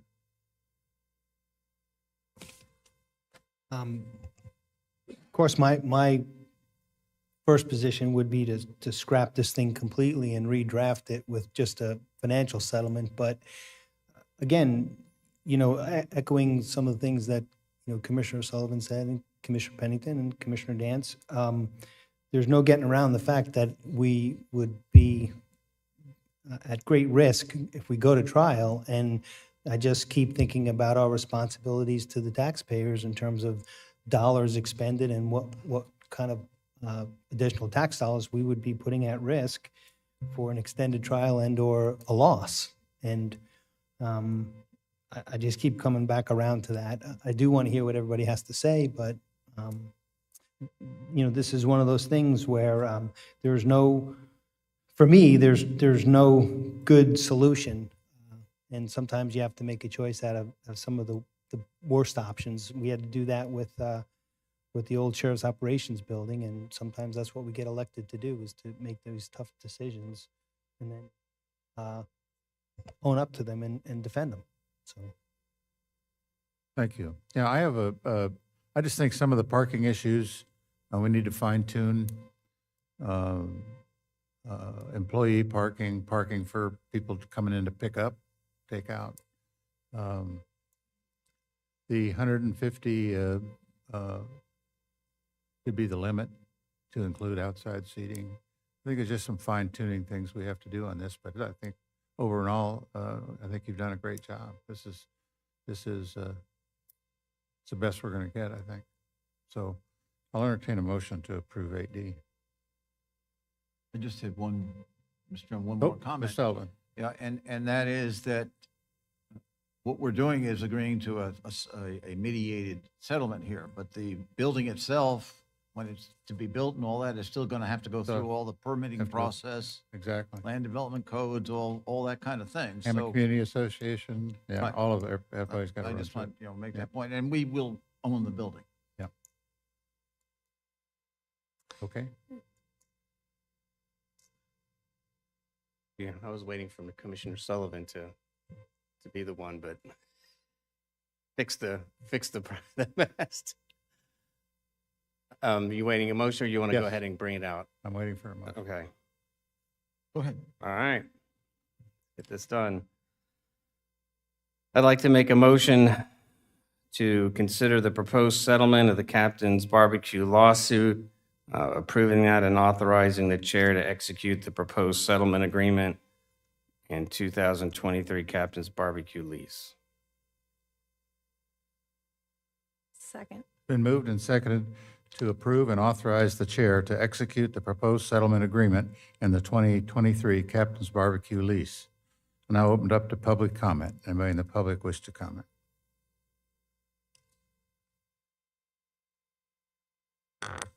Good evening, Mr. Chairman and board members. My name is Kathy V., and I live at 5676 North Ocean Shore Boulevard in the Hammock.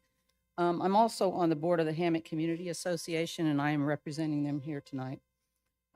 Many residents of the county are disappointed at the settlement, which is going to include a large restaurant and a full bar at Bing's Landing, a public park that's paid for by the citizens of Flagler County.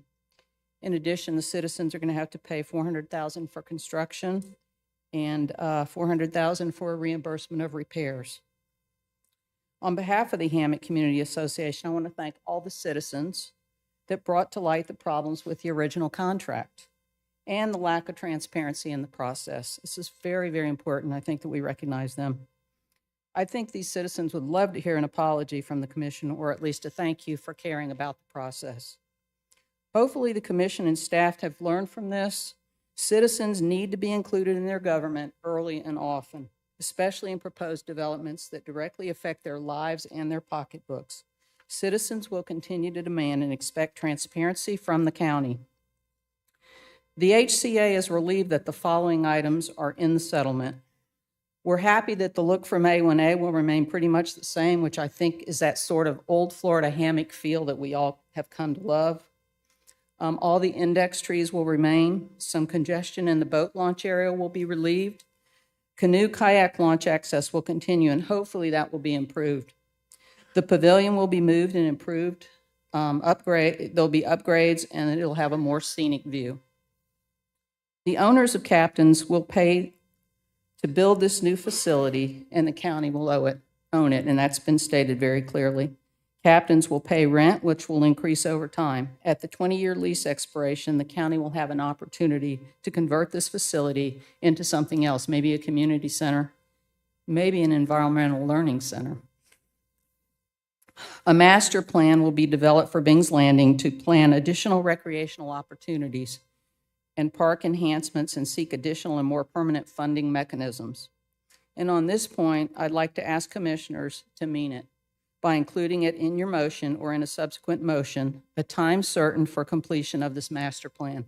I think this is critical, and I know in talking with Ms. Petito, she is very much behind this, but I think you can send the message that this really needs to happen. It's very, very important that we have a master plan for this nice big park that we have there.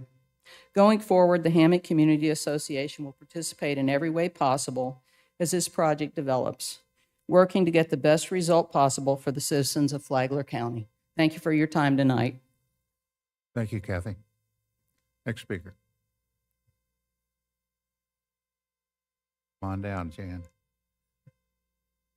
Hi, good evening. My name is Janet Sullivan. I live in the Hammock at 35 Nantucket Drive. I am on the boards of both Hammock Community Association and A1A Scenic Pride. I do want to mention that I'm not so sure that we are so against a restaurant in a park. I think we were just gobsmacked by how it occurred in 2018. If we had been prepared or been a part of the process or had known, but to find out that things happened behind closed doors and not in the sunshine, I think turned us against something that perhaps we could have gotten on board with. The Hammock Community Association communicates and assists residents of the Hammock with many Hammock-only issues, but we're also attentive to development issues that occur in our neighborhood that impact all county residents. Bing's Landing Park is one of those. On behalf of the citizens of Flagler County, we are angry and truly saddened at what has transpired. Starting in 2018, we did everything we could to stop this issue. Dennis Clark of the Hammock Community Association and A1A Scenic Pride sent all of you a letter, and I know that because I've heard some comments from that letter tonight already. We would like these issues to be codified, whether in another motion or an addendum to the agreement or wherever, in order to avoid additional harm being done. I'm going to read these concerns for the benefits of the citizens of Flagler County and the public record. Several things that are not in the agreement that should be considered. The number and location of dedicated employee parking spaces should be identified and signage should be used. Short-term takeout parking should be identified with signage. Outdoor entertainment by the restaurant should be prohibited.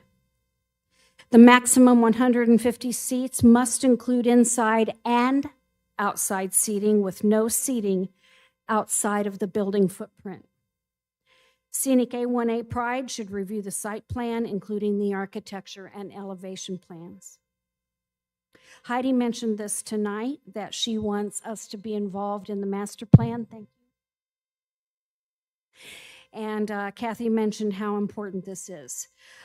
These are some issues that we're hoping can be in the master plan. The pavilion relocation plan with a timeline. Pavilion use by the restaurant owner limited to no more than twice per year. Additional parking spaces should be shielded from visibility to A1A. The number and location of dedicated boats. How fast can I talk? For the restaurant, the location and plans for kayak and paddleboard launch should be made known. The south parcel will not be disturbed. And my big concern, because we've already been dealing with this for 3 or 4 years with A1A, is that particular intersection. The safety. Oh, we're working on that. The safety of that intersection, even before this restaurant was approved, is dangerous. And thank you for addressing that. And thank Jan, you for letting. We have his email with all those things listed. So Okay, we have- thank you all. Thank you, Jan. Next speaker, please.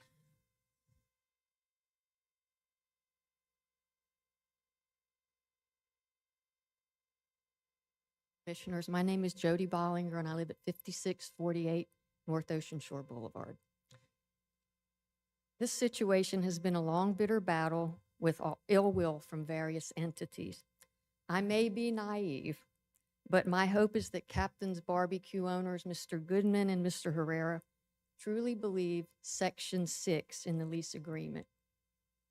I'm going to read it just because I think some of the things in the lease agreement in Section 6 are things that are important to people in the Hammock and in Flagler County.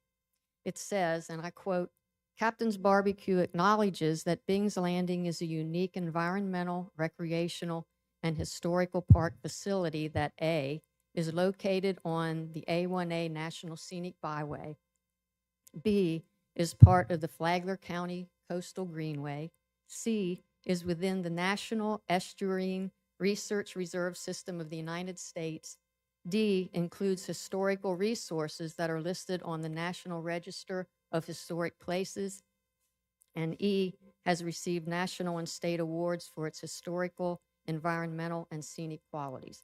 Captain's Barbecue acknowledges the county has achieved these characteristics and attributes with substantial investments of its funds and staff, numerous grants from the state of Florida and the federal government, and broad-based volunteerism from its citizens and civic groups. Captain's Barbecue acknowledges it will operate its facilities and services to the public in recognition of and in respect for these attributes and the park's importance to the citizens of Flagler County and the state of Florida, and accordingly will not compromise or harm the quality or reputation of this unique park or its resources. The county agrees Captain's Barbecue shall be free to utilize the attributes and qualities of the park in its promotion of its business interests and in the service to the public. End quote. I believe that the Hammock residents and the citizens of Flagler County will be watching the transformation of Bing's Landing as it moves forward.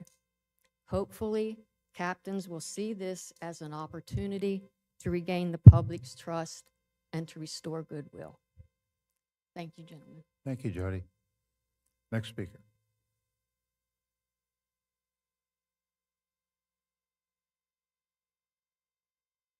Good evening, everybody. My name is John Baker. Had the privilege 2 years ago to join the team and the family of Captain's Barbecue as the general manager. I take a lot of pride in everything that we do, the food, the way that we pressure wash, the way that we upkeep just the curb appeal, because we want everyone to feel welcome when they come to us. Currently, today when I did payroll, we were able to take care of 35 homes. Not just our staff, but their families. That takes up to almost 45 people benefiting from what we do and what we love with our passion. With the new building, that's going to give us a chance to go even further and extend that. And it goes bigger than just our family. It's our vendors. We have over 18 vendors that we currently utilize. On top of that, we have charities in this area that we take care of.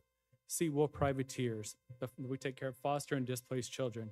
Flagler Sports Fishing, Pastor Solano's Food Bank. Every month we make a donation. And a lot of things we don't talk about because we are really humble. I know we don't get a lot of credit for that, but we like to do things behind the scenes with that because we want to take care of others, but we don't always need that pat on the back for what we do and what we deem as pride.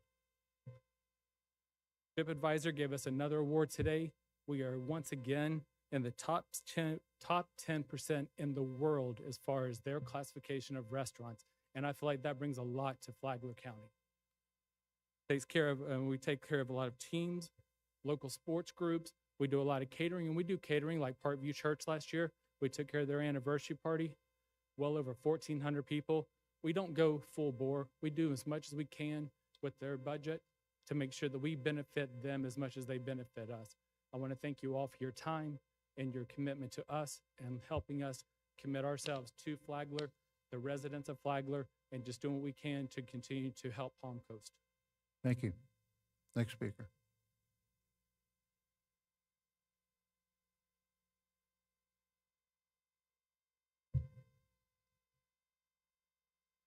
Hope I can use my 3 minutes to convince you to go to trial, because going to trial will save us an Please awful state lot. your name. Jane Gentiliud. Ms. Pennington, with all due respect, not that it's going to matter, you really should recuse yourself, not because you took a donation from the owners 3 years after they filed a lawsuit and had already cost the county $100,000. That is why I want you to recuse yourself, but it doesn't matter. Here's an order. The only thing that's going to happen tonight, you'll go to jury trial. Okay, I guarantee you that there will be so many jurors, the citizens will never lose a trial. This gentleman just told you all the money they give to people. Have any of you read the original lawsuit? I don't think any of you read the lawsuit. They're going to have to close down because Heidi Petito told you, and Mr. O'Brien, you said you didn't like the way this was shoved in. I have the minutes from November 19th, 2018. You didn't like the way this was shoved in on the consent agenda. Okay, well, I wish you would have that same stance today. It was shoved in on the consent agenda and with no details at all. All right, now here for Mr. Hadid. You should know this, Mr. Hadid. The outside attorney that had already cost us $100,000 when you were running, now up to $160,000, filed 2 motions for summary judgment on behalf of the defendant. Now, they're actually brilliant documents. He filed an amended one this year. You only file a motion for summary judgment when you know you got everything in your favor. And he filed on our behalf twice. Do you know why the judge turned it down? Because of your attorney, Al Hadid, waffling, changing his mind, sitting there like an idiot on November 19th. The complaint says November 18th. That was a Sunday. You don't meet on Sundays. He sat there and he didn't tell you, you guys can't vote on this. You can't allow somebody, let them build a private restaurant anywhere they want. Heidi Petito met with them 3 times during the year, February 22nd, September 16th, and she got up November 19th. It's all on the clerk minutes. It's all here. You go to trial. I'll be your best witness. She told you 3 times, 5 years ago, the building should have been torn down years ago. The building is falling apart. Meanwhile, they don't pay a dime on their liquor license. They're going to get a SFX liquor license and they're not going to give you a dime, and they're going to serve hard liquor, and Heidi is going to let Chris Herrera run his illegal charter business off our ducks. Thank you, Ms. Hughes. Next speaker. Vote for this, the county will be sued.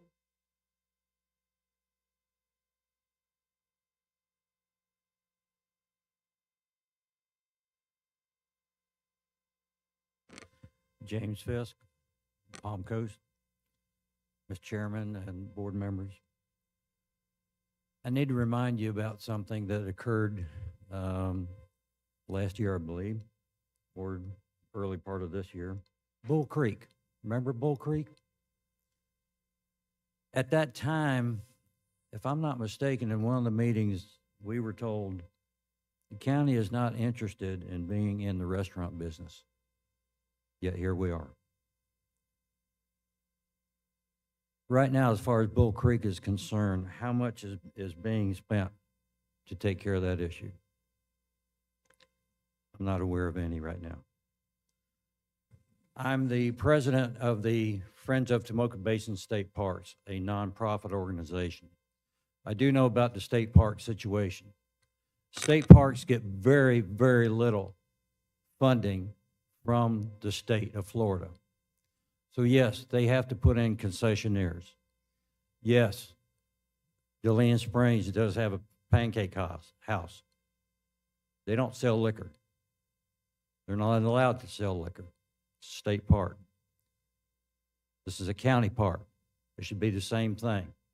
We should not be selling liquor on a county park, especially where you have a lot of families and children coming in. As far as the historic part of it, there have been many issues on Facebook, which Commissioner Pennington is aware of, with a certain member who gets on Facebook and just goes berserko. He's got valid points as far as the historic part of that park. We need to see that improved, vastly improved.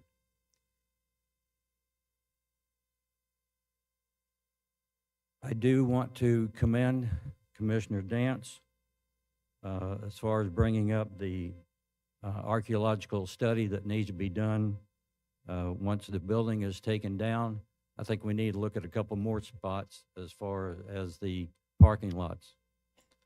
Anything, well, the pavilion as well. Anything that has to do on any of the historic property, we need to take a look at archaeological studies. County should not have to pay for that. The last thing I'm going to bring up, remember what the definition of malacompra is? Thank you. Thank you, James. Next speaker.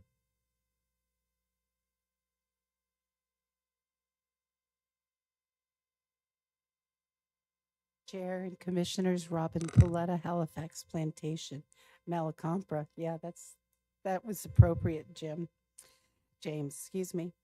I want to say thank you to Ms. Petito. She really made a silk purse out of a pig's ear in this whole situation. I've been sitting here and observing this. There's 3 commissioners sitting right now on the board who approved this. One was a relative newcomer, a newbie. I'm not sure about the other 2. I think they'd been seated for a while.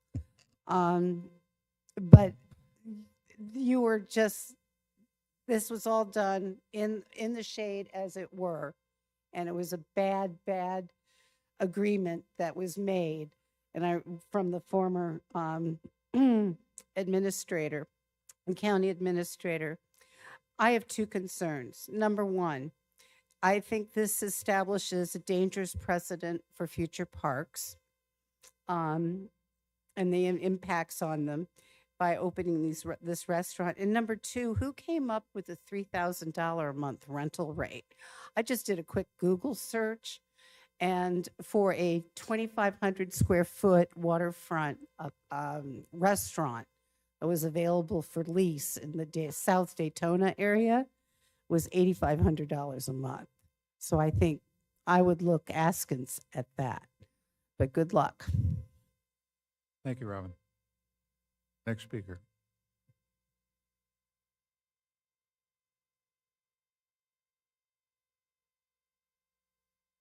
Good evening, George Mayo, Palm Coast. I too am a Flagler resident, and I'm not up here being angry or mad or anything else. I think this is an equitable settlement for the county here to get past all of this. I enjoy Captain's Restaurant, as does my wife. And a lot of what I hear here is previously Bronx House Pizza went up and everybody loved it that was up there. Up until the past couple meetings, everybody's saying, oh, gee, there's a lot of noise coming out of there. Oh, there's a lot of parking problems. So it's like, oh, you want to have your cake and eat it too. It sounds like a NIMBY problem too. There was a restaurant already here in the park, and all they're doing is fixing it up. The county will still own the building, and that's fine. Two questions. There was a footbridge across a little canal or whatever you want to call it that was destroyed. I don't know if that's been fixed. Been If fixed. Been fixed. It's been fixed. So that area will be usable also then, Right. correct? And the timing of putting the building in, is it expected to immediately hook up to the sewer, or will they have Yes. to No, hook up to the existing septic system or a new one? no, the sewer should be there online. That's Okay. according to the schedule. All right. Thank you very much. I think it's a good idea, and I hope you do vote for it. Thank you. Thank you, George.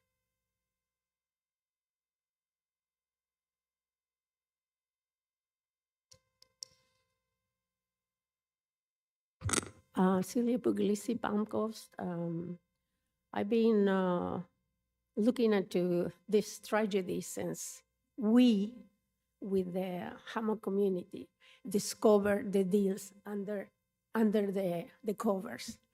Unfortunately, I think this is such a raw deal for the taxpayers because it was just mentioned at 2,500. We are not dumb. 2,500 waterfront place restaurant would be paying 8,500 a month in lease.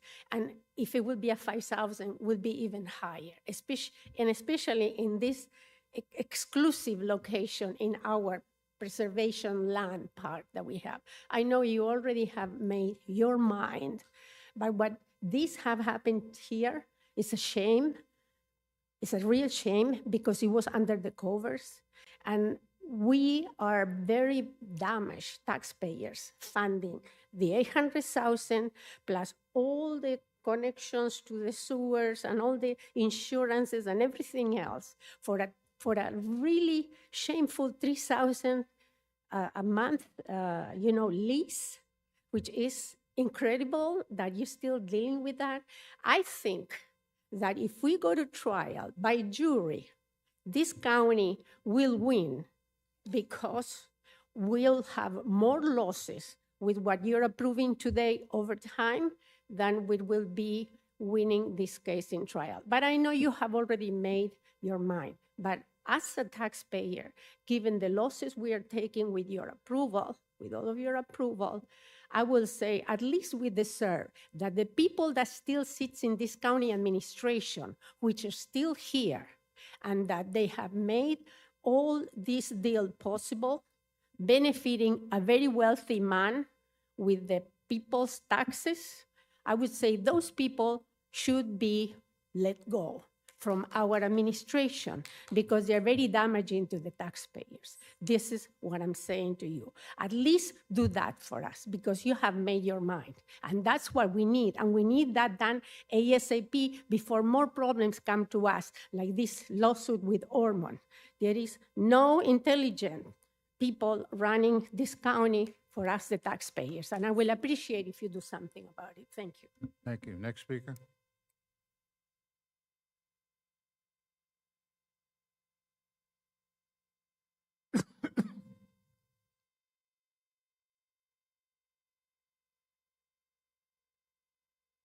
Coast, and about 3 years I've vacationed here for over 15.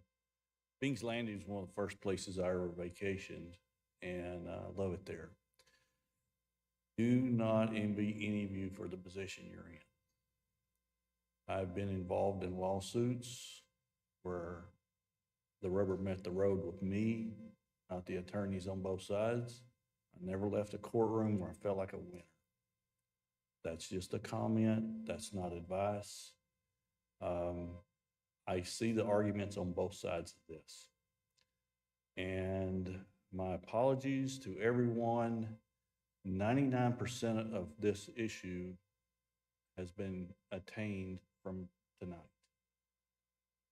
Someone without the knowledge and what I just know from what I've heard here tonight, I do see opportunities for both sides.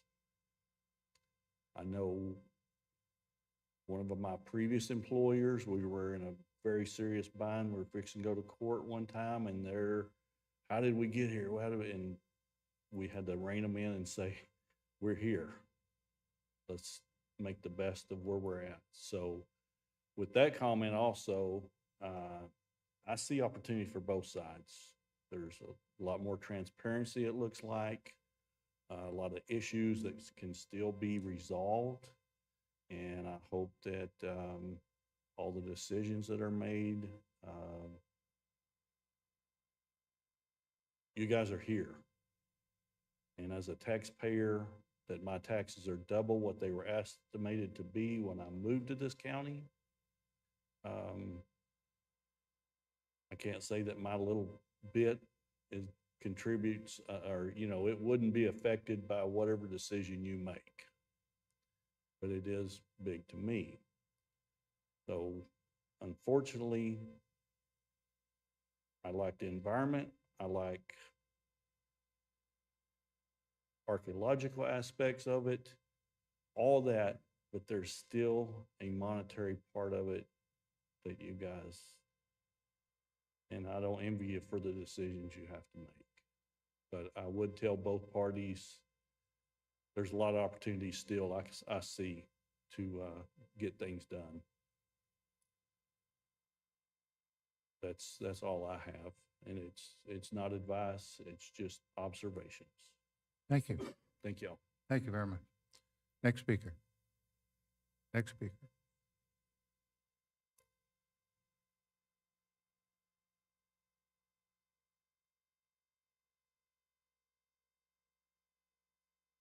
Kim Carney, Flagler Beach. Just a comment, the agreement's already been written. I don't believe that government belongs in the rental or leasing business either. However, in Flagler Beach, we had the exact same scenario. Funky Pelican had to be released. It's very hard for us because the building needed a lot of work. The leasee came in, did all the improvements. The one thing you missed is percentage of gross profit.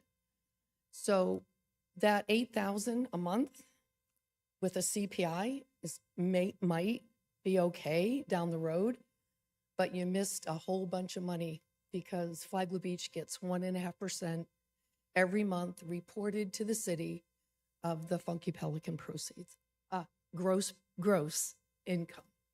Thank you, Kim. Next speaker. Seeing no one approach, I'll bring it back to the commission.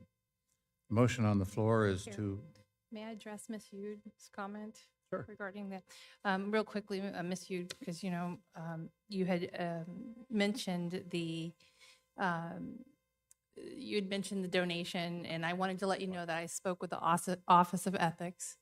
And actually, due to, I think, Statute 286, I cannot recuse myself. I am compelled to vote. They did not find there to be anything sufficient to say that there is a, no. yes. I'm just letting no you know. comments. I No understand. comments. Yes, we went through. No comments, Ms. please. Yude. And No comments. No comments. and I just wanted to address that I had taken that up with the state. Thank you. Thank you. Thank you. Mr. Chair, Yes, just sir. one other clarification for Mrs. Paletta. I never voted for this item anytime it came before us. Just want to be clear about that. Okay? Thank you. And if I could just clarify something, I know that there's been a reference to, the market rate and that this being a sweet deal or whatever the words were. This right now, what you're looking at is really a land lease. The Captain's Barbecue is investing the majority of the money to construct the facility that we will own on day one. So this is really a land lease. So when you're looking at what is market value and you're looking at what is that market rate, after that 20-year term, you could essentially turn it into a community center, or the county could maybe pursue what would be a then market rate with maybe a triple net lease term. But for, the purposes of today's conversation, I just wanted to clarify because I can hear comments in the room and it's really a land lease, something similar to what you see at the airport. So when you're looking at the terms of the agreement, the rates, it is structured just like Hijackers, or I think they're calling it the Landing Strip Tavern. So I just wanted to clarify that for the public as well. Thank you, Heidi. Mr. Dance, you said you wanted to amend your motion? Yeah, based on some of the comments, and I know one of them talked about precedent, and I said one of the ways you get around precedent is by having a management plan for the park. So knowing that, and knowing that there's already been discussions on a management plan that will allow us to reinvest the profits or the monies the county gets back through the agreement and put that back into maintenance and upgrade of Bing's Landing Park. So I'd like to amend the motion that that the county will also complete a master plan of Bing's Landing and complete a management plan for Bing's Landing prior to the CO of Captain's Barbecue Building. Second. Been moved and seconded to execute the proposed settlement agreement in 2023 Captain's Barbecue lease, and provided that or added that the master plan for the park and the master plan Management plan for the management park. plan for the park be completed by this issuance of the CO. Right. All right. All in favor, say aye. Aye. Aye. Aye. All opposed, say nay. Hearing none, the motion passes 4-0. Next, reorganization of the Board of County Commissioners. Mr. Adi. 4-0, you mean 5-0? It's 5-0. 5-0. Did I say 4-0? I'm sorry. 5-0.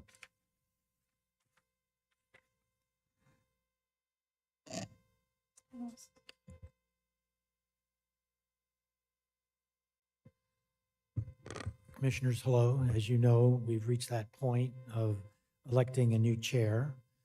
And just as a quick refresher, it proceeds under Robert's rules. Any nominations can be made. There is no termination of nominations until everyone has considered and decided whether they want to make a nomination. Then we'll take the nominated individuals and you'll vote on record, and then the chair can be installed at that moment. So I'm going to open up nominations. I nominate Mr. Dance for chair. I second. No seconds are required Oh, under good. nominations, under Robert's rules. Thank you. Are there, you're saying thank you to me No, because thank I you to Leanne disallowed for the seconding second? it anyway. If Yeah. I disallowed this second? No, joking. Are there any, I'm supposed to be serious about this. Are there any other nominations from the members of the board? Any nominations? I'm looking at everybody. Not hearing any nominations. I think, Mr. Dance, you are the chair of the county commission, and you may run the election for vice chair. Well, thank you, sir. All right. Thank you, everybody. I'll switch seats. My fellow commissioners. No, we're good right here. Okay. That's too much work. So at this time, we'll open nominations for vice chair. Mr. Chairman, I did have a comment about the vice chair, and this is my comment.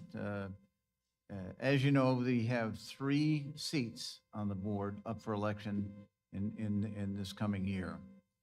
And normally, the vice president, as you did this time, vice chair moves up the following year to be the chair. And I think that's a good process. But we have kind of a unique situation this time with the possibility of 3 new commissioners being elected in November of 2024. So my personal feeling is, and what I'd like to do would be to nominate Commissioner O'Brien to be vice president. He has no chance, since he's not going to run again, of becoming the chair, but it will open up next November. You'll be free, whoever the 5 commissioners at that time, to choose who they want. Things can change in a year, and I just think it might be not the right thing to do right now to set up who's going to be the chair 2 years from now. So that's just my thought, and so I'm nominating Mr. O'Brien to be vice chair for the coming year. Mr. Chair? Yeah. Following that logic, I would nominate Commissioner Sullivan. Same reasons. Mr. Chair, Yes. I nominate Leanne Pennington to be the vice. I second that. All right, so we have 3 nominations. Does anybody want to pull out of those nominations? Are you accepting them all? You've been seconded, Leanne. Mr. Hadid, just do a roll call for the preference. Any way you wish to do it, sir. You can ask for a showing of hands based on a name, or you can do a roll call, however you want to do it. Okay, very good. For Commissioner O'Brien, please raise your hand in favor of his selection. I'm raising my hand. Thank you. For Commissioner Sullivan, please raise your hand in favor. For Commissioner Pennington, please raise your hand in favor. Hey. Congratulations, Ms. Pennington. Congratulations. Congratulations.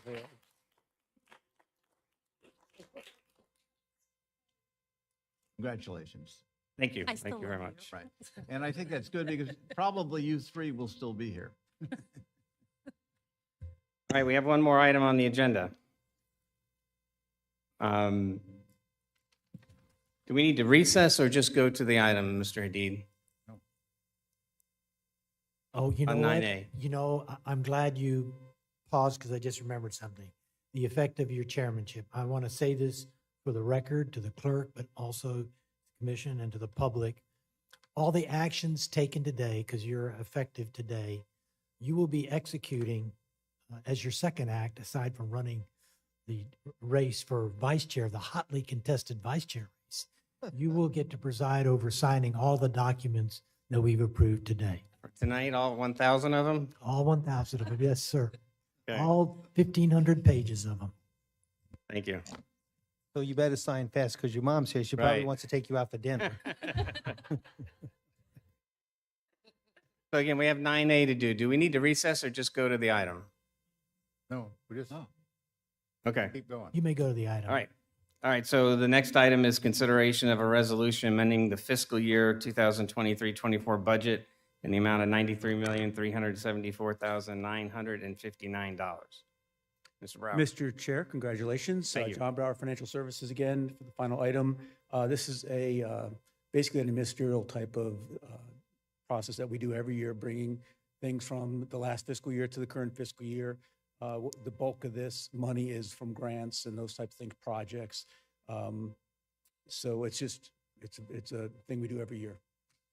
And we'll open up for any questions you have, of course. What's interesting about this is people wonder where our budget comes from, and it's not all ad valorem. We get a lot of money from grants, and this is an indicator. Anybody else with comments for Mr. Brower? There a motion? Motion to approve item 9A, consideration of a resolution amending the fiscal year 23-24 budget in the amount of $93,374,959. Second.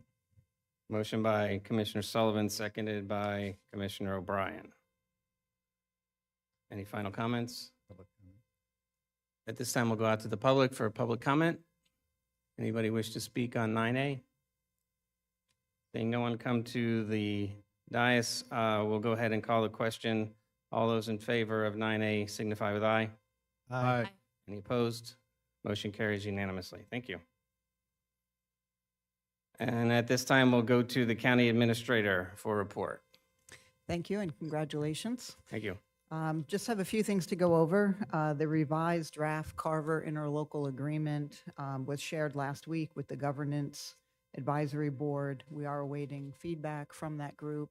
It should be coming to us through Shelley Ragsdale, so it can be incorporated, and then we'll have a document that we can share with all of the parties involved.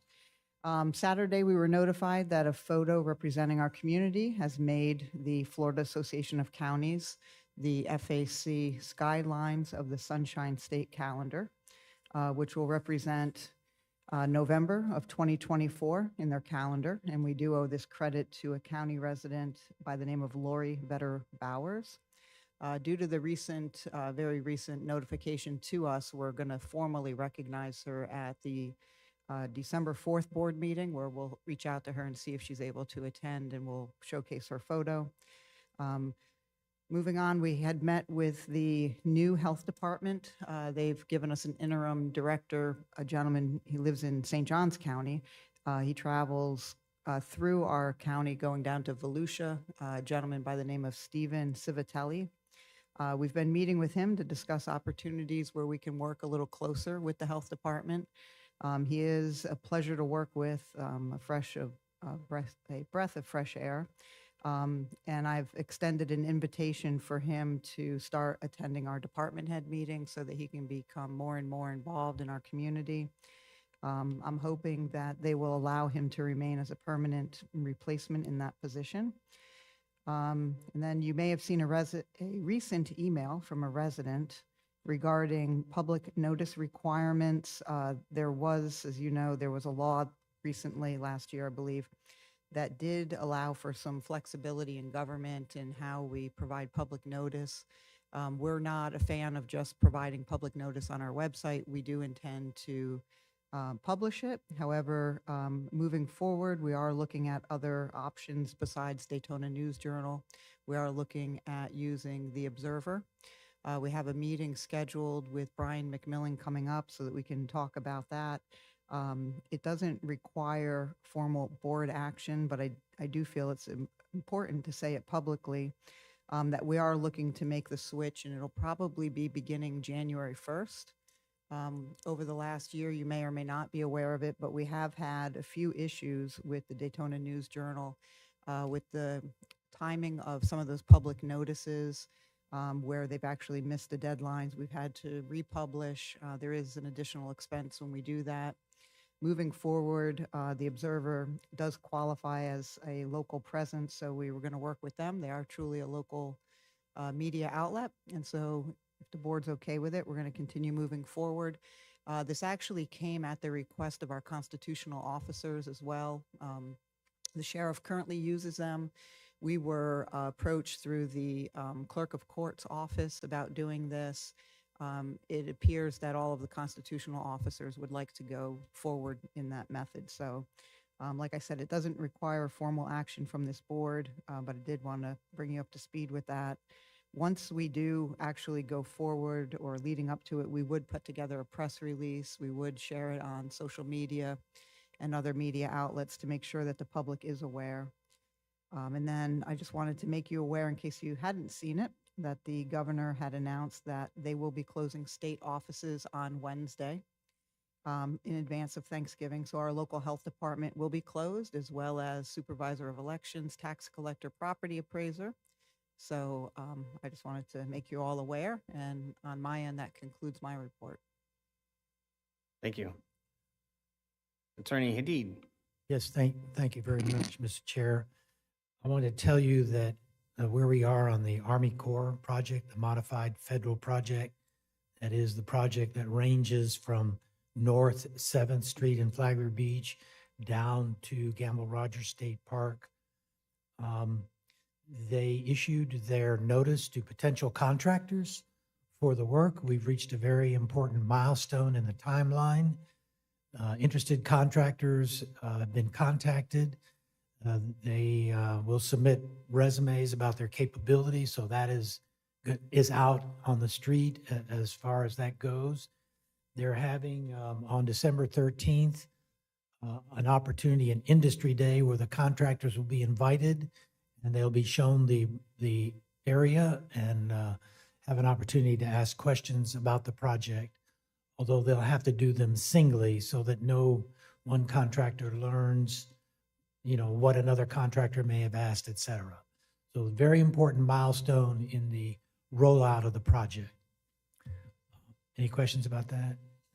Okay, second, I wanted to tell you, I've talked with you and I know you're familiar through your work with the Florida Association of Counties about the issues surrounding what is called the PACE program.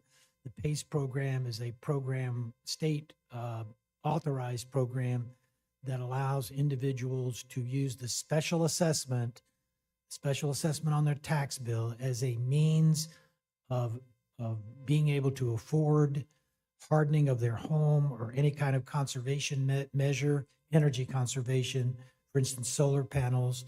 Hardening, it might mean a new roof, might mean hurricane windows, hurricane doors, other kinds of upgrades to a home or residence.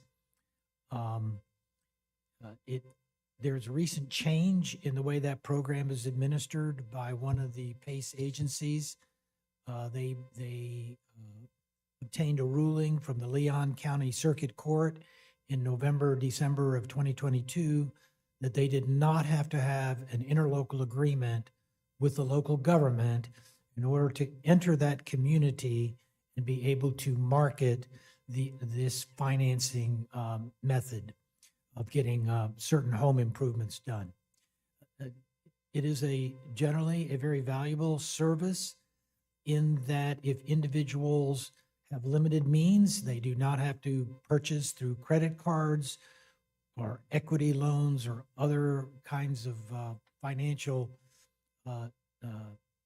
help that is out there. They're allowed to use this program to achieve that objective. The problem has been that there's been very significant mass marketing since that court decision. And there have been some communities that are very upset. I know you all are aware, especially in the smaller counties, but also the tax collectors, generally speaking, are very concerned about the fact that interlocal agreements are not required as a result of this court ruling. So there have been challenges. There are pending cases. A number of tax collectors have been sued by the PACE agency to compel them to prepare a tax roll with the special assessments. And so far, those cases have not yielded a decision that they are compelled to do it. You may recall from the briefings that I gave some of you that when Flagler County participated in helping establish this program, it was our intent and our belief that requiring the interlocal agreement at the local level around the state before that agency could begin to market, that it would need to get support from the local community as evidenced by an interlocal agreement. We believed at the time that the interlocal agreement was a measure of quality assurance. In other words, if the agency was doing well, and there are a number of providers, I hesitate to tell you how many there are, but there are a number of them that are operating in the state. Having the interlocal agreement as a requirement meant that the producer, the agency, would have to do a good job of maintaining its reputation, how it is handling consumer issues and so forth. So it was QA. That's how we thought of it. The very first bond validation, which occurred involving us, required interlocal agreements. So with the Leon County Circuit Court decision in 2022, that created quite a problem, as I alluded to and as you are aware. At the Florida Association of Counties, which has been addressing the issue at their last meeting on voting on the policy issues for the FAC, that was held Thursday.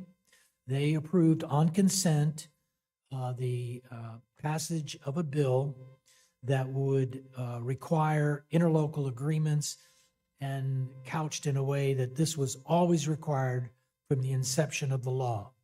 So I don't know if that measure is going to be adopted, but I want to let you know that. I will be providing you a fuller report on the item. There are a lot of things going on, but I wanted you to know that milestone had been achieved. I think some of you received the copies of the brochures being circulated in Flagler County. They're being sent to, here's an opportunity to have your roof replaced or, your HVAC replaced.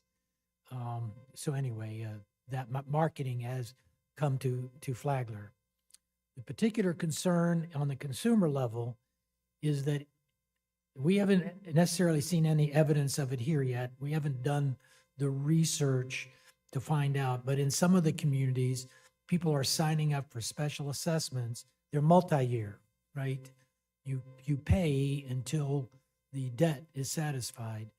They are signing on to periods for paying the special assessments that are longer than the useful life of the improvement, which, as you all know, that should never occur. So there are those issues that exist. I don't know how they're going to get resolved. It's very complex. So I just wanted to make you, in any event, aware of what the Florida Association of Counties has done. Any Thank you. questions on that? Commissioner O'Brien. Thanks. I just wanted to, pile on to that. You said we haven't really experienced any negative things in the community so far, but just like, in my industry, in the insurance industry, the roof claims fraud that spread from South Florida just eventually made its way up to this area, and I'm afraid of the same thing happening with this program. I've heard a lot of comments from fellow commissioners from the smaller counties, especially where even Palm Beach County, I think, had a real Yes. epidemic with it of these contractors, unscrupulous contractors taking advantage of, especially the elderly, and having these projects that are way overpaid, way overpriced, or not really being aware of the liens on their property and the ramifications of all that. The disclosure was lacking, to say the least. So whatever we have to do to stay on top of this locally so that we don't have that same thing happen to our citizens is, I think, very important. I might mention in that regard, if the chair doesn't mind, the issue of the contractors is a serious one, because the PACE agencies, while they provide them an educational program, that is the contractors, about how to operate under the PACE program, and they go through that, there is no vetting of contractor skills, and they depend upon the local enforcement, like as we have a contractor review board, to address those problems. But I also want to remind you that in the legislature, we are working at cross purposes because they are diminishing our authority to deal with contractors. So it's a problem. People are going to discuss it this legislative session.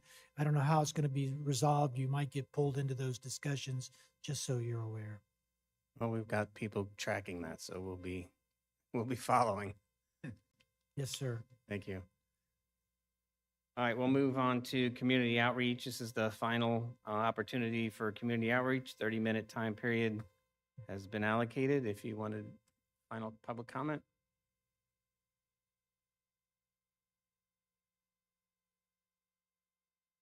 Evening, sir. State your name. James Fisk, Flagler County. Thank you. As a very proud resident of Flagler County, I wish to extend my heartfelt congratulations to Chairman Dance and Vice Chairman Pennington. Thank you. Sure.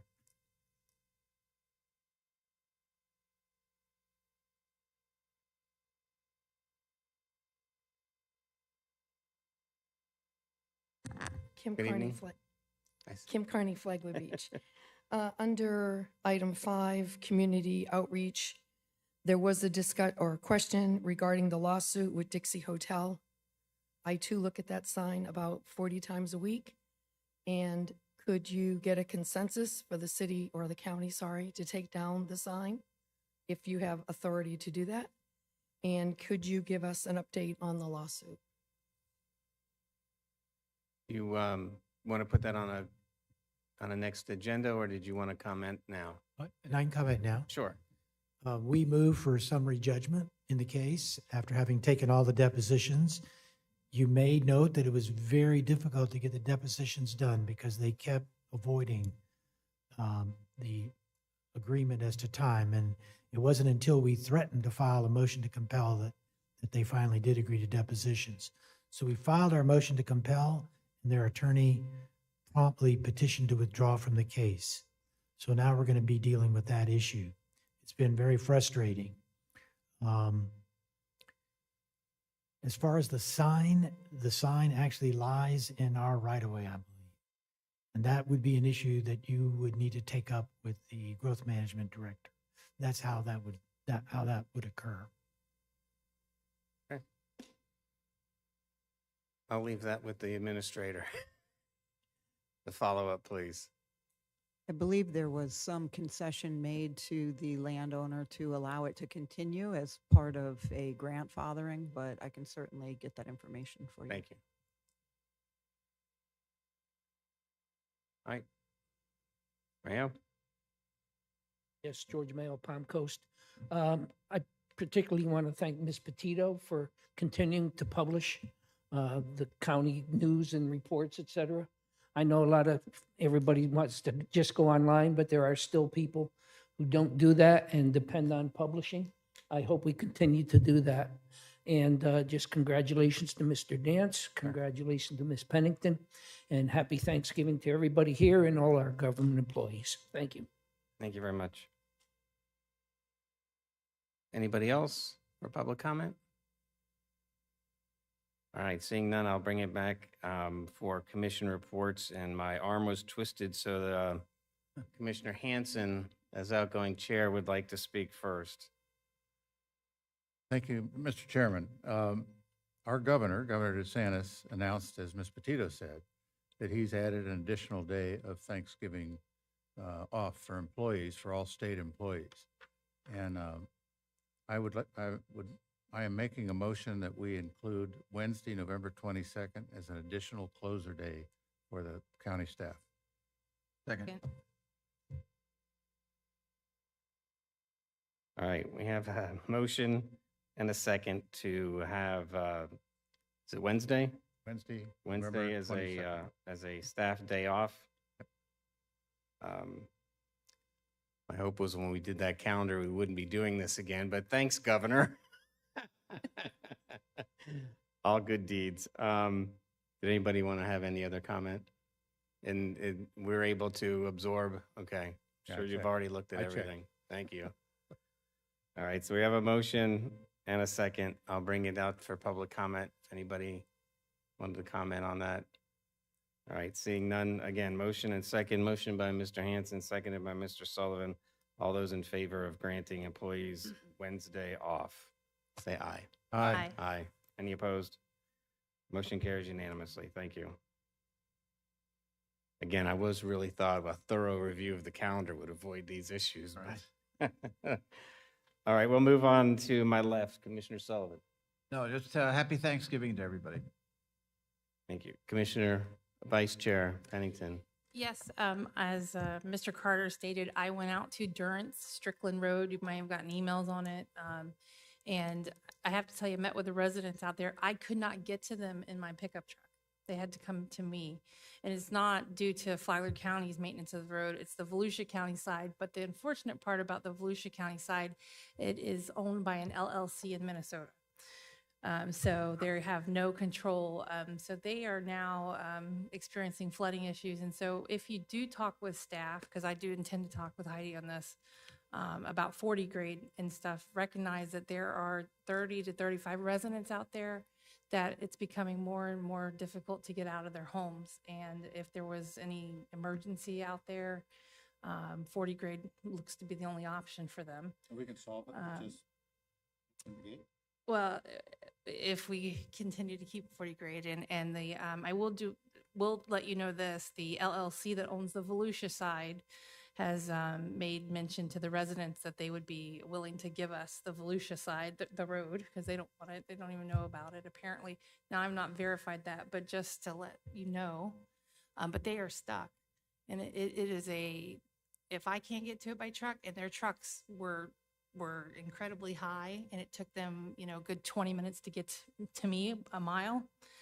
They can't get their kids out to school. It's just becoming unbearable for them. So 40 grade is their only emergency route. So if you are having talks about it, I want you to be aware that that is a real concern in that area. So with that, the picnic was lovely. County picnic was beautiful. It was a beautiful park, and we do such a good job with Princess Place. And I had a good time with the Historical Society at their 40th anniversary. They are a good core group of people. So, thank you. Commissioner O'Brien. I just want to congratulate you on chair and Ms. Pennington for vice chair. Wish everybody happy Thanksgiving and commend Ms. Petito and her team for the employee picnic this past weekend. It's a good team building event, and was honored to be a part of it. So thanks. Thank you. As we close, again, want to thank the commissioners for your trust, and I will do my best and make you proud. I've got a couple of priorities that I want to just talk about. I know everybody's anxious to get home and get to the football game, right, Dave? As Commissioner O'Brien stated 2 years ago, selecting a chairman should be a non-event. I'm just happy we're back to that spot where selecting a chairman is a non-event. I view this though as a big event. It's an honor and a privilege to be chairman, and I pledge to work hard for the citizens, staff, and for you all. I view this as an opportunity to put leadership practices in place alongside administration in order to improve our board processes. I got a hold of Professor Joe Saviak, our leadership teacher, professor, and so I asked him, I said, there's got to be somebody I need to read that, because Joe knows me well and knows my some of the ins and outs of my thinking, and said, you have to read Edward Deming. So I picked up a little bit and listened to Edward Deming in the car on the way to Tampa. And so the first quote I had was, if you can't describe what you're doing as a process, you don't know what you're doing. And Deming really is credited with bringing leadership practices to Japan that led them to be the quality experts that they are, and basically pushing out the United States automotive as the leaders and making them the leaders. And with that in mind, I wanted to thank you all for approving an update to our rules and procedures earlier this year. That was an important first step. And it was plainly evident by the comments this evening on Bing's, the Bing's captain's lawsuit. That was a prime example of one of our most glaring troubles, where we had lack of processes or just didn't follow our basic processes. It was rushed through, plenty of comments about it. Something that big being pushed on consent led to lack of trust with the community and lack of involvement with the community. And we're still trying to come back from that broken trust with the community. So with that, I mean, we've talked about how can we upgrade our processes, and I'm not going to go over some of the things that we did in the past. I just will work more collaboratively with administration to try and bring things to you that hopefully will bridge that gap and improve our transparency with the public. And I won't go over all the other examples that I wrote down. The best we can do is learn from our past and correct the processes that led us down the wrong path. I also want us to work more collaboratively on the budget process. Our administrators made great strides, I think, in 2 years of bringing us through the the old process, my first year process, which was disjointed. Last 2 years, we've really done well. But what I've missed is our collaborative feedback as a commission. I believe we need to start early with the budget goal setting so that staff has an early indication on how to craft the budget based on our goals. Like, what's the vision? What is our commission vision for the upcoming budget? I think we need to get together and talk about priority issues. Is it to continue to lower millage? The presentation showed, 10 years of this being the lowest millage in 10 years, but there's a lot of room in that still. Do we want to talk about infrastructure maintenance, operational efficiency? We've got big items like dune restoration, but also safety and security, being our police and fire department. I just want us, I think if we get together early on, I think what we're missing is if we coalesce around a vision, around a budget framework that staff can then construct a workable budget, we'll all be in support as we get to our preliminary millage public hearings in August. I think we've seen what happens at the end of the budget process in August when we're not in tune and we get sudden requests or offers that throw the budget process in whack. It's not fair to staff. I think we owe it to the community and our staff to avoid these last-minute budget changes. I think it results in a loss of public confidence in our abilities to manage the county's finances. So with that, there's one last Deming quote, which is, quality is everyone's responsibility. And I just look forward to working with everybody, administration through staff, all of our employees to help make Flagler, make the public proud of Flagler County, their employees and us as a commission. And I'm happy to have my family here tonight. Thank you. So with that, do I have a motion to adjourn? Move we adjourn. We're adjourned. Thank you. How about a ceremonial photo? How about a ceremonial